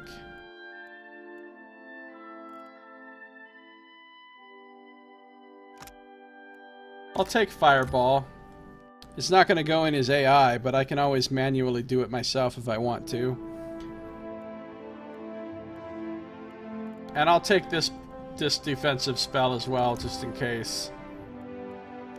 Realistically, what he's actually going to use all the time is Middle-Lettuce Bounding Missiles, which he's already got in his Grimoire.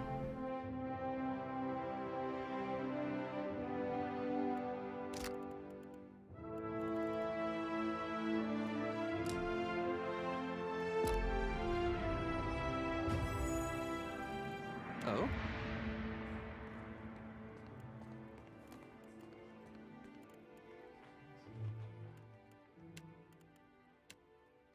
So now we can add in a new one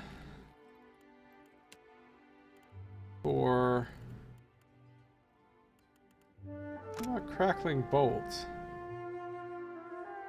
Oh yeah, harming anything caught in his path. We can't let him use that.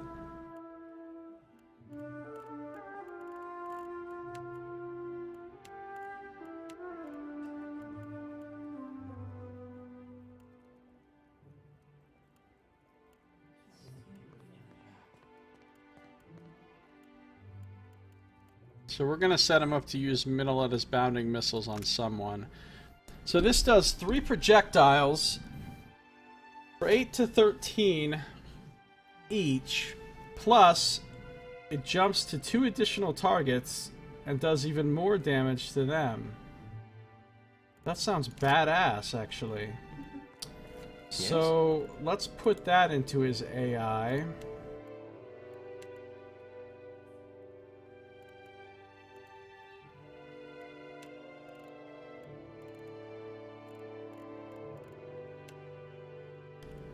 Target type is enemy.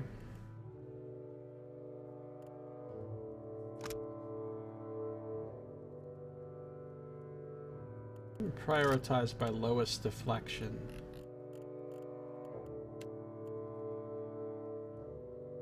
And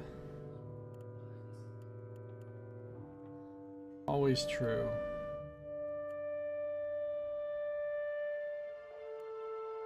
That's going to be his opener.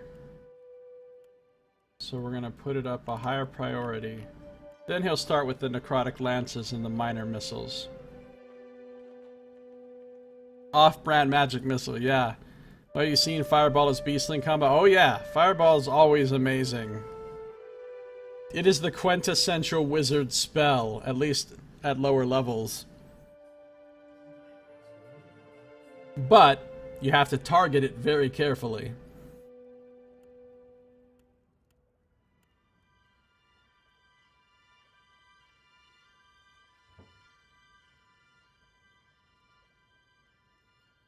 Yeah. Alright.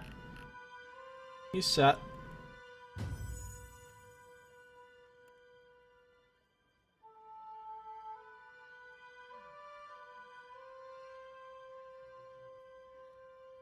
Someday, AI in these games will be good enough that I can literally say, use Fireball and target it in the most awesome way. And the game will actually figure out the smartest way to target the Fireball without hitting more people and actually hitting the most enemies. But I don't believe this is that day. And finally, I get to level up. I? Hmm? Oh.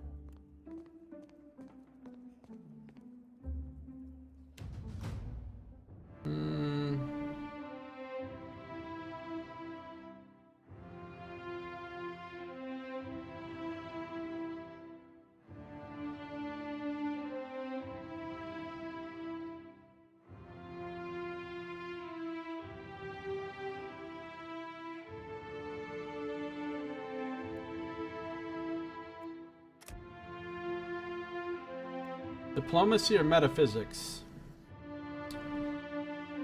I'll go diplomacy since I just raised my party assist on metaphysics with Aloth.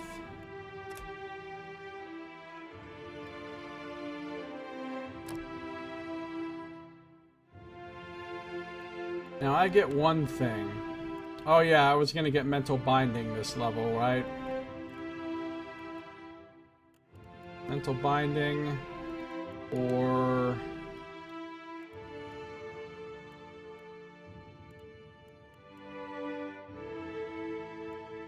yeah, let's grab mental binding.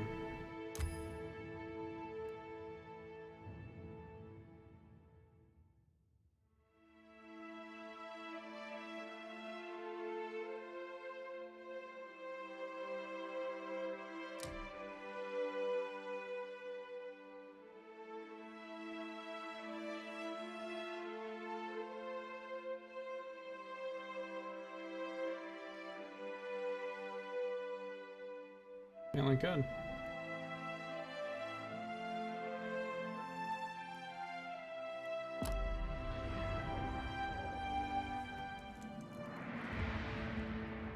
Yay, I have 64 health.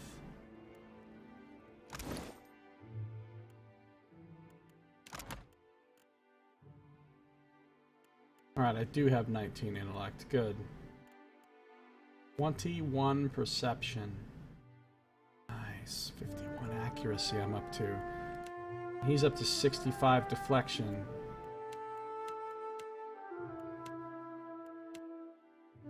Love how dapper Sekaruni looks. Yeah, she's got that jaunty outfit now.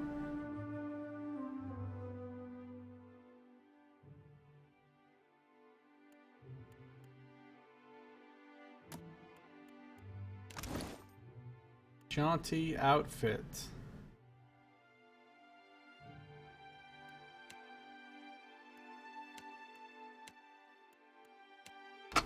Alright, cool. We are the victorious. AI follows his true Leaden Key Master's directive. Fucking Aloth. Is 5 the max rep? No. 5 is not even close to the max. I don't know what the max is, but 5 is like the minimum. That's the first rep level that you actually get a blip on the thing. Like, see, this goes all the way around to here. And with 2 of these little globules filled in, it says 5.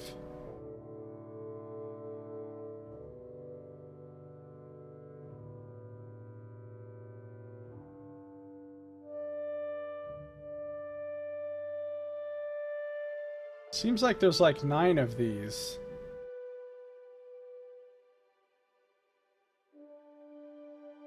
Oh, I reached the 24-hour mark. Yeah. Actually, I reached it about 15 minutes ago. Or 10 minutes ago. Cool. It's been 24 hours since I started my stream. However, I have not yet streamed actually 24 hours because of all the interruptions to my stream from technical difficulties. So, I gotta stream at least a couple more hours.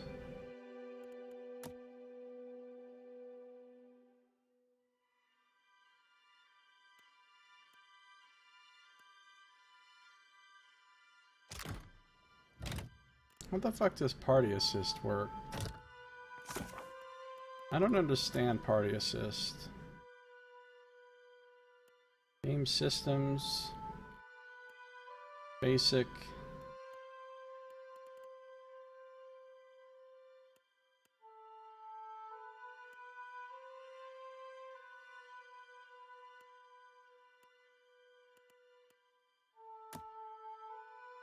I don't think it's gonna tell me.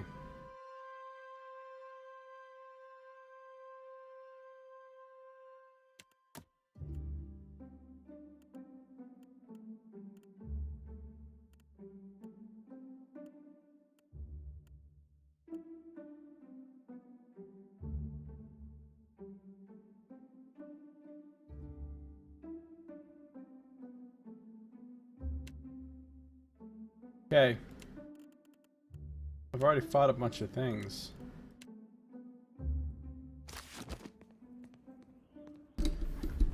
I can't believe we're level 5 already. Well, I've got good feeling about this, Saito, because I watched a streamer, just a few minutes of him streaming this game. It was Co-Carnage because he got the game a few days early.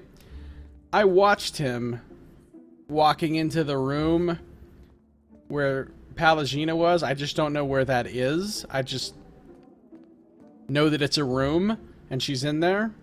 And he was level 5. He was level 5 when he got Pallegina. So now that I'm level 5, this bodes well. I'm sure you're eager to depart. With all that has happened is... Oh, she already said that. The buffs just went away. What buffs went away? No, they didn't. You mean the food buffs? They're all still there. The one thing that annoys me is as an Ascendant, your fucking focus-starved icon and your Ascended icon look basically the same. So it's hard to easily determine visually when you've hit Ascended. Certainly. Alright, I'm not gonna steal their shit. Fort Manger Guard.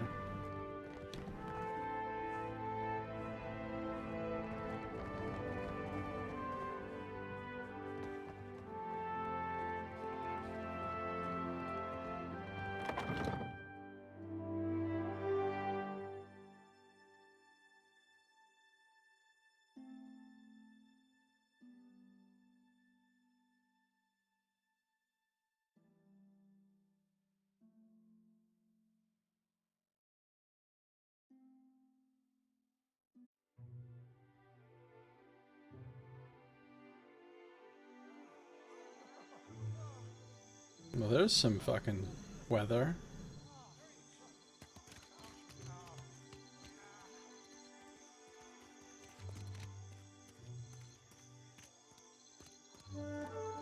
No, I don't think you have to steal them to read descriptions.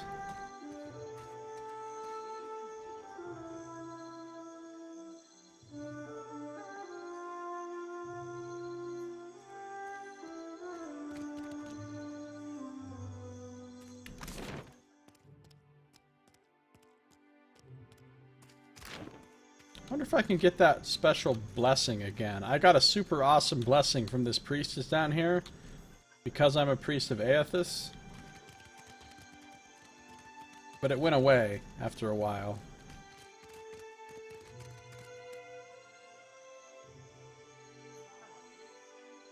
Watcher. Do you seek a blessing from the light? Ah, but you are already marked by the light. Do you seek a blessing from the light? Ah, do you Damn seek it. a blessing from... I don't think I can get the blessing again. It was a good fucking blessing.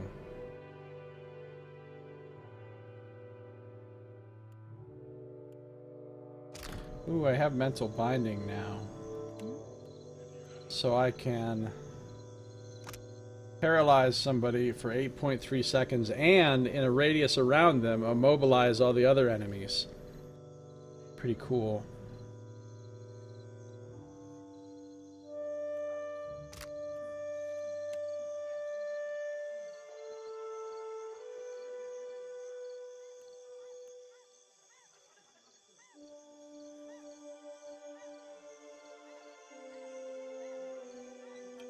The super secret info from that dude's shelves will forever be a mystery.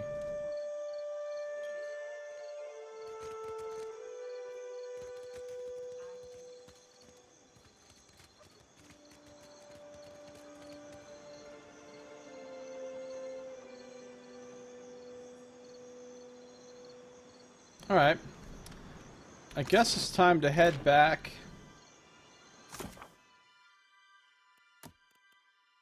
to the beach. Yeah, that's all we can do from here. You can paralyze them for just slightly longer than you'll be incapacitated casting it. Oh. 8.3 seconds takes me to 7.4.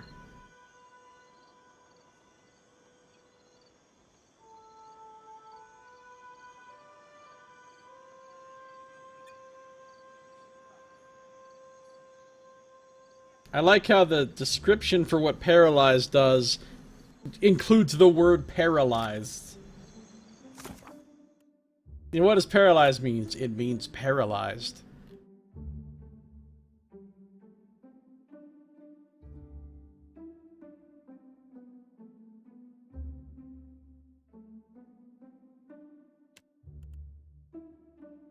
Paralyzed target can't take any action. -5 dexterity and 50% of all hits against them convert to crits. That's nice.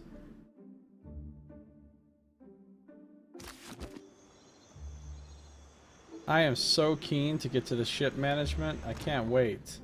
The sea cow is waiting for me. It's a deer wooden sloop. It's got a one-turn jibe.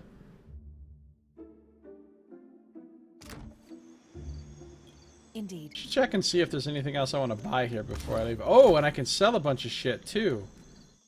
So hold on. Who are the merchants? This guy's a merchant. Swords, shields, find them here.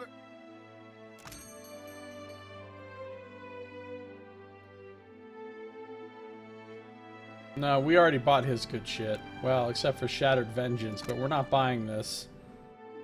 Extremely expensive, although extremely awesome club. This had a good story, too. Had a cool story. We're not buying it, though. We're going to sell some stuff.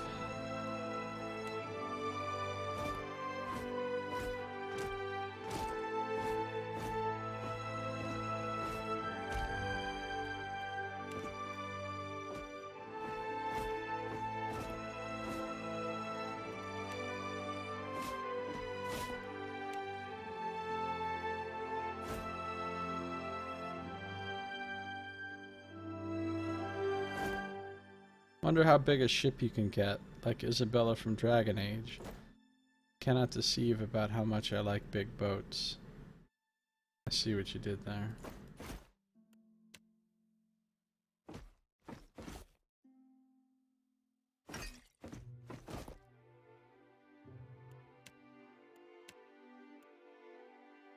Goodbye, Stinky Pete. Just kidding.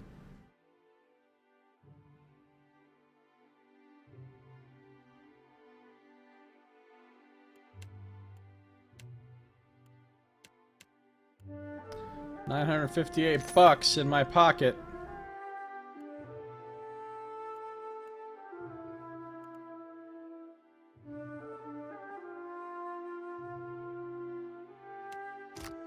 Okay, there's also another merchant over here.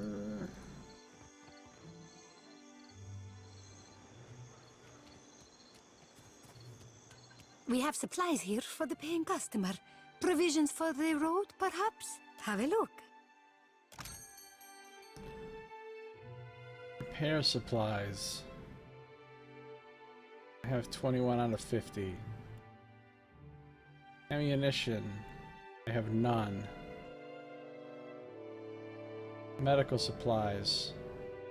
I have none. Cannon shot, water, hardtack. We already own a bunch of rice and other stuff. I'm buying this strange tablet. I don't know what it's for, but it's got all these weird writing on it, and I feel like I'm going to be able to translate this somehow later. It's only $80. I'm going to buy it and carry it around for the entire rest of the game, under the vague hope that I can do something with it at some point. What's happening right now? Why is this doing this? Okay, sure. We have supplies here for the... Have a look. It won't let me scroll down. I mean, it will let me scroll down, but as soon as I let go of the mouse, it just zooms back up to the top. Didn't I have a bug exactly like this in Pillars 1? With the scrolling on the fucking thing like this? I swear I did. I had a bug just like this, and it annoyed the shit out of me. And then somehow it got fixed in a patch or something. I mean, this makes the shop unusable. I can't scroll down to these other items. Well, I can still buy that tablet, though.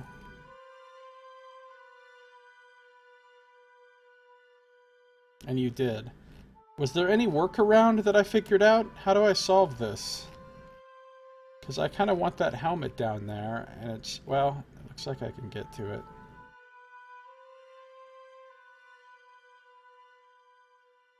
Some grimoires, too. A grimoire. Cargo size, turning radius, time varies, but largest armament I've seen is a 6-gun ship, 3 per size. 3 per side.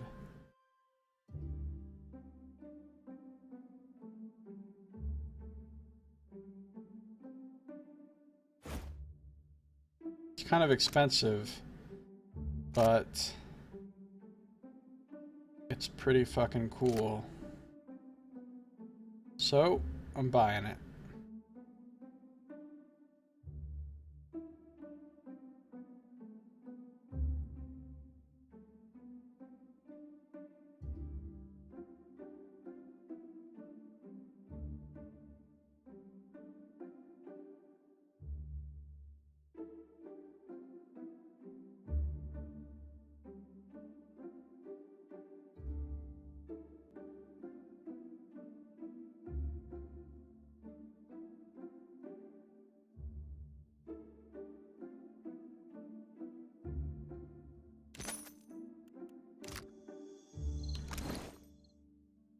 Alright.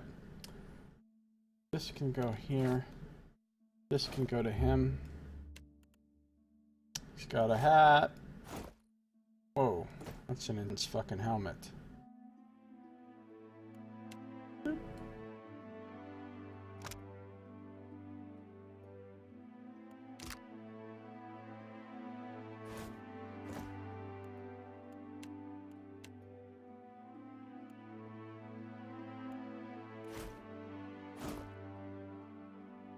No.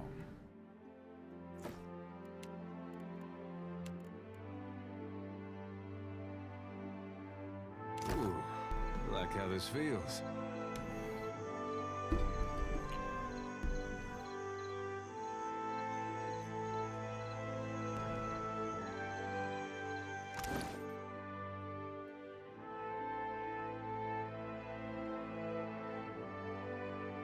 Beautiful.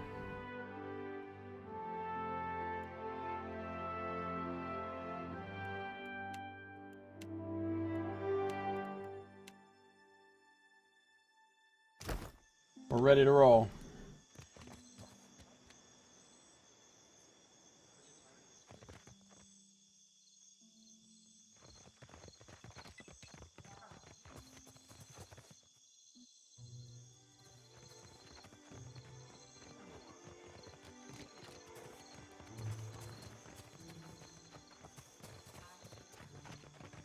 No, I'm not here to stay.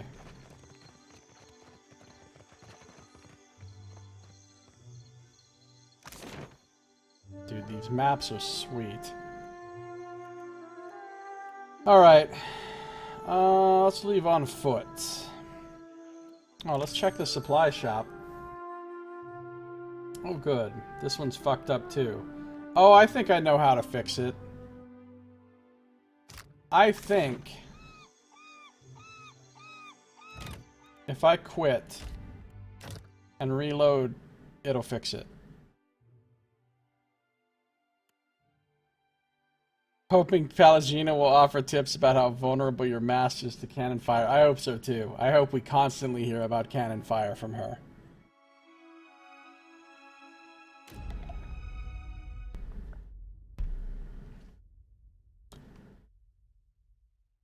I hope we constantly hear about cannon fire. I hope she says Gallard like every 5 seconds. I did not import a save, scum save. I didn't like my save from the other game, like the decisions I made and stuff. So I created a new fake save import, a history. So now I should be able to go here and actually, yes, it works again. So I can buy some cannons and shit right now. I'm not going to. Or I can buy some special sails for my ship, but I'm not going to, but I can. I can buy infinite rice. Infinite fruit.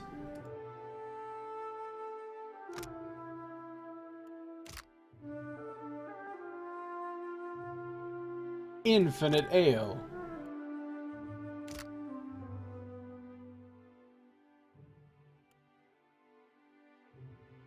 Idealized save state. Yeah. Okay.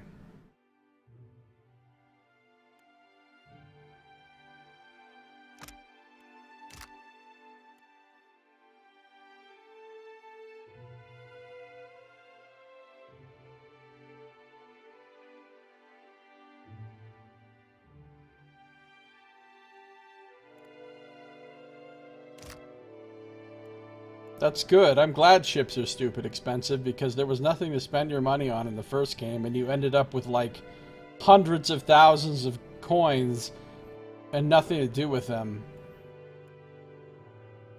So I hope there's some huge money sinks in this.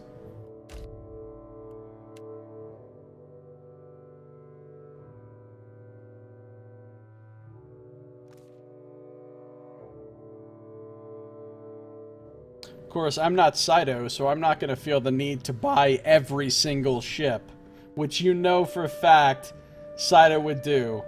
He would have to buy one of every single ship, no matter how many ships there are.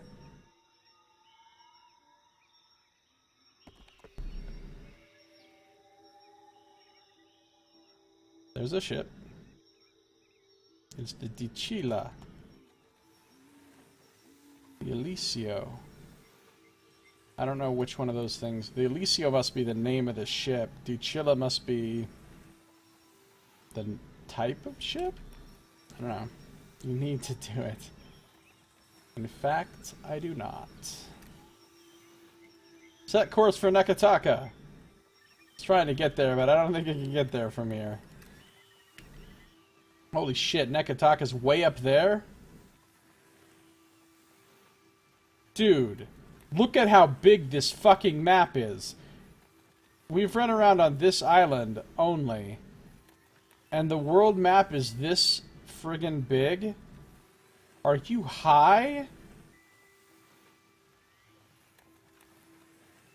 That's pretty awesome.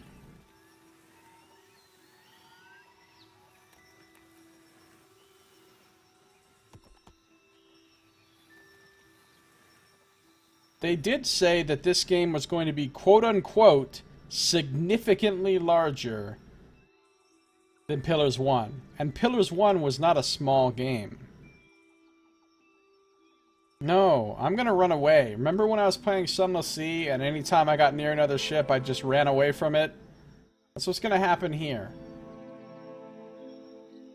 Until such time as I can back that aft up.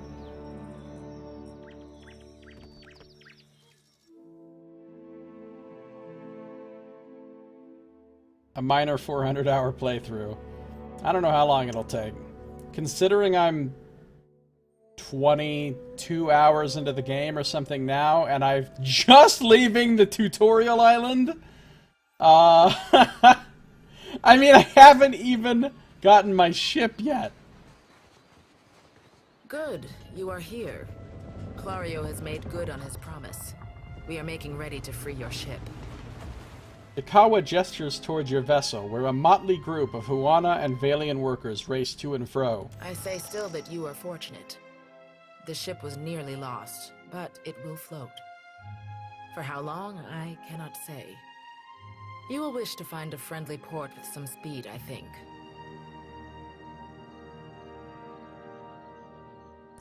What if there's another storm? Then you sink. Come, we will see your Defiant out to sea. The Sea Cow! Achievement unlocked. That's my first achievement. I like how the sly icon looks like the Hamburglar. Address the matter of our ship's resources before we get underway. Alright, so I just gained some repair, some medicine, and ammunition. I have 8 cannonballs. 8. That's gonna do me well if I get into a naval battle. What? I've already got injured crew? Alright. Continue. What are blessings? Oh, blessings are a form of New Game Plus. The way it works is there's this system of special bonuses or penalties that you can put on yourself in future playthroughs, and you unlock more of them the more achievements you get. So you can start with special things or have special abilities in your next playthrough, or have special ways to make it more challenging for you, or different things like that. So it can make your other playthroughs like have more variety or something. I don't know. That's all I know about it. I don't know any of the actual details yet. It saddens me to inform you that we lost several crew and most of our provisions during the storm. Okay. That sucks. However, Port Margé appears to be well supplied, and I expect the recent disaster has left several sailors in want of a ship. I suggest we contract for additional supplies and crew before we return to open water, or our voyage may indeed be a short one. Ship. Oh no, don't give me that tutorial. Don't give me that tutorial. In Deadfire, not every ship on the sea is friendly. Hostile ships can attempt to engage you in ship-to-ship combat. During ship combat, distance and orientation to the enemy are vital to your success. Distance determines if the enemy is in range of your cannons, or if you are in range of theirs. Orientation determines what cannons, if any, you can fire, as well as how easily your ship may be hit. Turning your side to the enemy may allow you to fire the most cannons, but it makes you an easier target. Each ship must maintain its sails and hull. Damaged sails limit the speed of a ship. If a hull is destroyed, the ship will sink. A ship's cannons are also limited by how much ammunition the ship is carrying.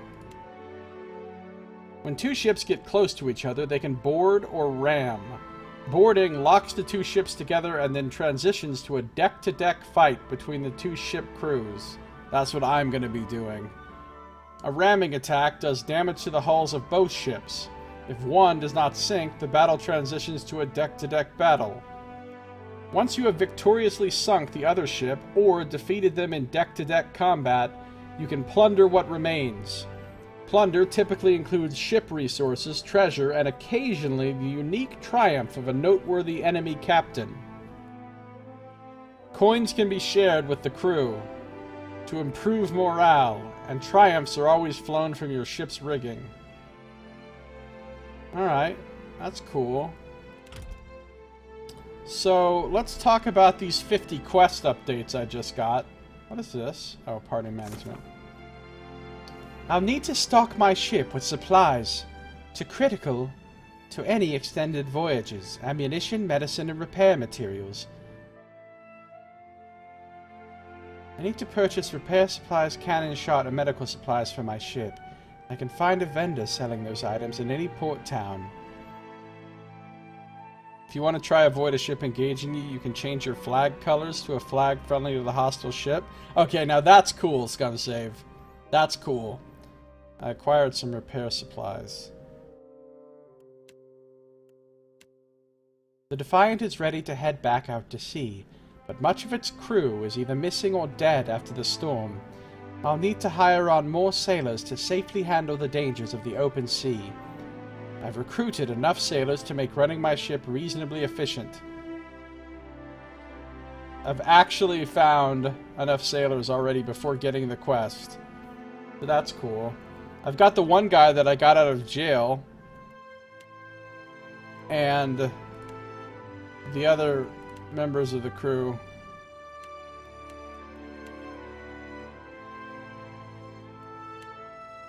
The ship isn't as pretty as it used to be, but it's seaworthy. I'm free to sail the Deadfire and resume my pursuit of Eothas. Gotta get to Nekataka. Alright. So if I want to, I can just do this on lazy mode. Set course, unpause. The ship will just go there. But I'm not going to do that, of course. I'm going to explore! This is Maje Island. So, how does one... Like, if I want to land right here... Oh shit!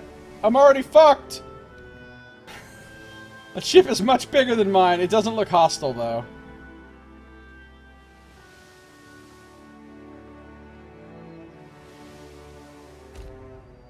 Uh-oh. You encounter another ship at sea. Please be please be friendly.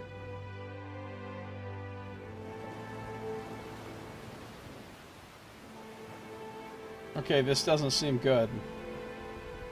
We're already getting our asses kicked immediately. As the Defiant leaves Port Maje behind, you casually observe dozens of other ships coming and going, mostly fishing and trade vessels. One craft stands out. An imposing dhow, replete with cannons, crests into view across the Defiant's starboard bow. The flag raised high atop its sails signifies a wish to parley. However, the dhow approaches at an aggressive speed, suggesting that it may not be easily turned away. Alright, let's face them head on. Look, it says they want to parley. Let's just trust them. You spin the ship's wheel counterclockwise. The ship swings round quickly, disturbing a gull resting on the foremast. The bird voids a white splotch on the deck as a sign of its disapproval. The bird just shit on my ship. You even out the wheel and bear straight towards the dhow. Distance closes quickly, and soon the massive dhow's hull rolls on the waves beside your ship. Boarding planks emerge and are quickly cast onto your ship, along with shouts from its crew notifying you that their captain will be boarding. I'm happy with that. At least they're not shooting cannons at me. Several well-armed men cross the planks, their eyes watching every inch of your ship. The crowd parts open to make way for their captain, a tall, well-dressed man. He peers at you with one impeccably groomed eyebrow raised. Following behind the captain, and in stark contrast, strides an unkempt Orlan. Oh, this is one of my companions. A pair of pistol grips protrude from his belt, and he casually twirls a stocky firearm round his index finger. His shaggy face, framed by long cobalt blue hair and a wildly braided cerulean beard, makes the crooked smirk he directs at you seem almost sinister. I don't want Orlan Pirate Guy. I mean, I'll take him for now since I have a party slot open. There he is, right there on the loading screen. Right next to Adair. Fuck that guy. Hopefully he's not a creeper like Haravius. All Orlans are creepers. Orlans are like gnomes, but worse. Ado, Water of Cadno. On behalf of the Principes and Patrina, I must request we meet in parley. Oh, this guy looks cool. He's got a cool portrait. Captain Ferrante. He greets me. We already read about the Principi. They're basically a bunch of old Valian nobles that became pirates. The broad-shouldered captain tilts his chin in greeting. When he smiles, his left cheek divots a shallow dimple.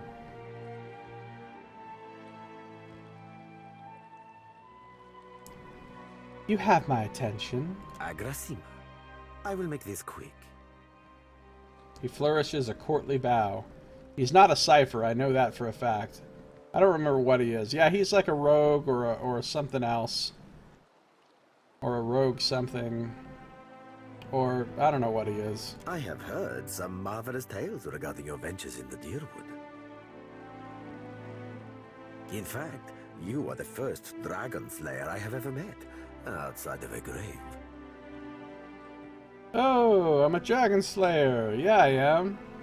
I actually slayed several dragons. Some fools would seek to make a fortune by pilfering from one such as you. I take it he is not one of those fools. Perhaps we should listen. Aloth crosses his arms, cautious but curious. Oh, we're having a vision, folks. Under the captain's words, you hear a faint but insistent buzzing. It blooms, overwhelming Fiorante's voice, drowning out all else around you. No one else seems to notice.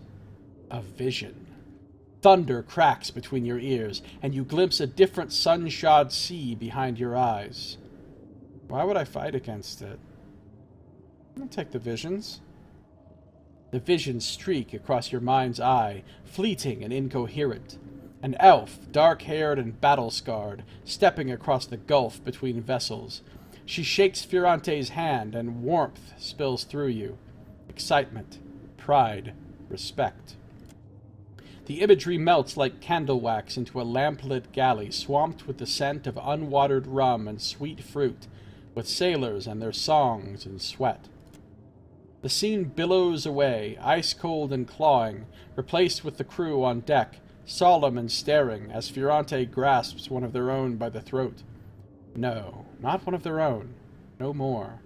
You don't steal from family and stay family. This is nice writing. Tears and mucus mar the man's features as Fiorante reads the man his last rites. Thief or no, they'll consign him to Andra as tradition dictates. The vision passes, leaving you blinking on the deck of the Defiant, looking into Fiorante's face. He raises an eyebrow. I believe you have met such a fool. Captain Benweth of the Drake. Oh, that's their old guy. Captain Benweth is their traitor who became the asshole captain that tried to steal our ship earlier. Despite the gravity of his words, he smiles grandly, and the dimple cuts deeper into his left cheek. Maybe he is a cipher. Or a rogue cipher or something. I didn't think there was any cipher except for the one sidekick character.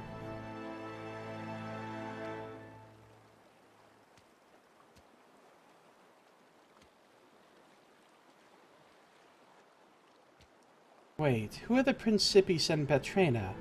This is the first you are hearing of us, truly? Well, my character's got good mechanics. His brows raise in a show of surprise, but then his smile turns sly, and he cants his head as if to include you in a secret. We are a magnificent but largely landless people, so we have come to own the sea. To survive, we must seize prosperity where we can. Hence, we're oft labeled as pirates, smugglers, merchants of illicit trade, or mercenaries. It will not always be so, but it is for now.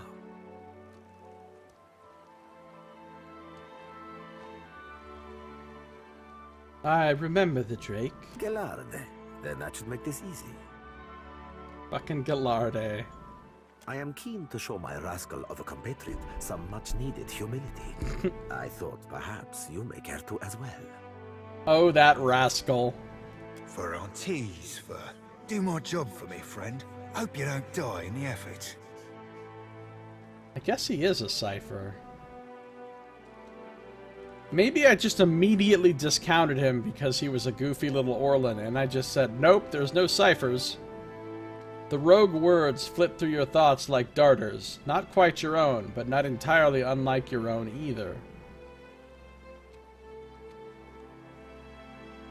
I'm a cipher, why can't I do this shit?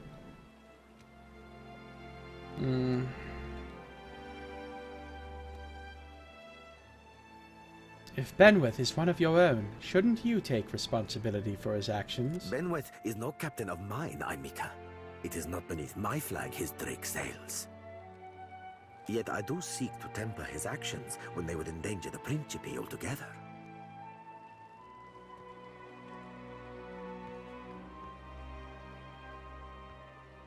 How has Benwith endangered the Principe? Are you saying if we rile you, you will pose no threat to us? Ecosi, pardon if I do not believe you, Dragon Slayer. The captain chuckles, fingers rubbing the frilled collar about his throat. Word of Benweth's raid on the Defiant will spread throughout the Deadfire. More fools will seek to prey upon you. I would suggest you stave off all others by making an example of Benweth. Why tell me this? Why would you want to help me? I will be honest with you, Imika. He sighs heavily. Friend.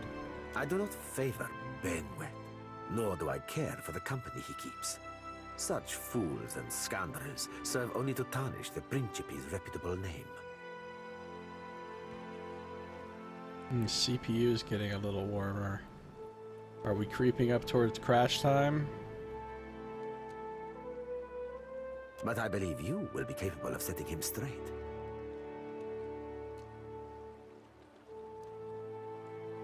I can say I don't work for free because of choices I made in Pillars of Eternity.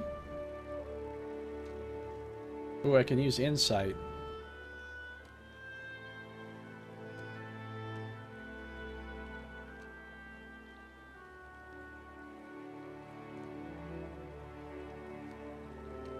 It sounds like if I defeat Benwith, I'll be doing you a favor. I want a boon for it. The good humor wipes from his face. I suppose I should expect as much from a woman once employed by the dozens. Of course, Amika. Work with me, and I will weight your pockets with gold. When you have dealt with my problem, I will prepare a fine welcome for you at my port. Now, a tip for you. His smile returns twofold, and he nods amicably. Benweth's Drake took damage during the storm. Eventually, he will need to dock for repairs, and when he does, Seraphin can find him for you. Durante flourishes a hand toward the Orlan at his side. He is rather an unrefined creature, but he is a most skilled ship hunter, I assure you. Unrefined? Begging your pardon, Captain, but I'd be the high fucking model of the Gentleman of Fortune. The Orlan scoffs. As for Benwith, that sucker of squid tits be as predictable as the tide. I'd wager all my furriest bits that he'd set sail for Deadlight. Sucker of squid tits. We got one of these guys.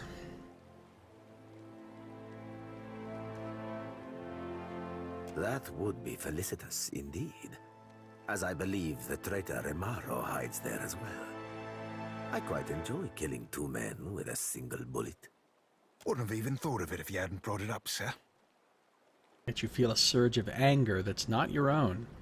Seraphon spins towards you and bows again. Now, I ain't hardly in any hurry to leave the fine company of the gentlemen of leisure, but the captain be right about me finding your mark. Adding to that, you sail into Fort Deadlight not knowing your innies from your outies, you might very well find the locals cannon fucking your boat to sodden splinters. Cannon fucking. He grins broadly. Why loan me your best ship hunter? What venture does not require an investment to be prosperous? The Seraphon is an allowance, which I expect you will return, in one payment or another. Are you two finished? Nah, Captain Ferrante and I'll never be truly finished. Not till we've both met Andra face to bosom. And knowing that salty lass, mayhaps not even then. Durante smiles broadly, but his fingers caress the blunderbuss holstered to his chest. What can you do for me? Are you asking aside from my vaunted ship hunting abilities, self-evident manners, and cyclopedic know-how of all things piratical? Teeth glint beneath the curves of his smile. Piratical. Alos doesn't like this. Alos' face is still as a mask, but his eyes blaze. Yes, aside from the obvious. Well, there'll be me knowing my way around Fort Deadlight, so named on account of it being a fortress and all. I got my contacts inside, and I'll be half handy with a gun if shit goes belly up. Adding to that, I'll be right easy on the eyes, or so the lasses tell me. For the love of God. He raises his eyebrows in 2 quick bumps. I am sure they're just being kind. Oh, you verily wound me, madam. He chuckles, however. As you see, Seraphon is both insufferable and marvelously useful. Seems like you're eager to join me. Well, of course I'll be eager to give Benworth the old Evo. That half-cock's been a pain in our asses for the better part of, well, too fucking long. That half-cock. You said you met him, I? Seems the type that needs a bullet, ain't he? He rejects his words a tad louder than necessary. Shodi nibbles on her lips to hide a spreading smile.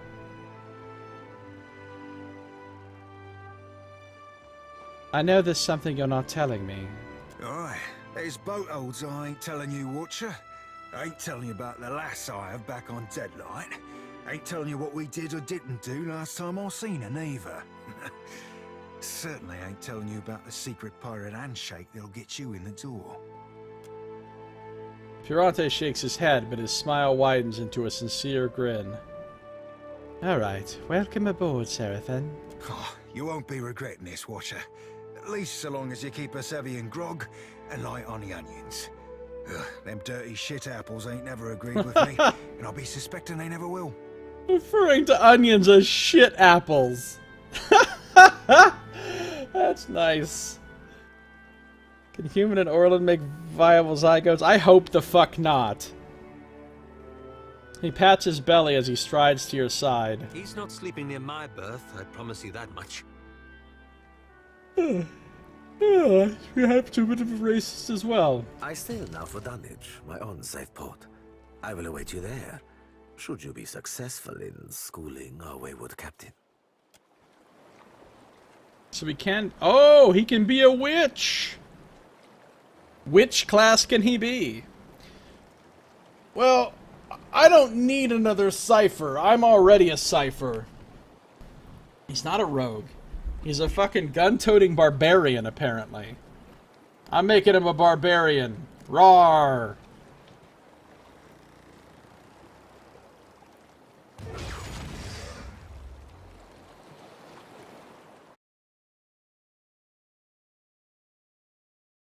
Orlin, pirate, barbarian. Mind blown. Well, he only gets to stay with us until we reach Pallegina, and then he's fucking kicking rocks. Or until we reach any other companion that isn't him. Alright. Now would be a great time for me to take a super fast break. If you're watching the stream, don't go anywhere, because I am not done playing. I am, in fact, going to stream for some time yet. But if you're watching on YouTube, that's going to bring this episode to a close. So thank you for watching.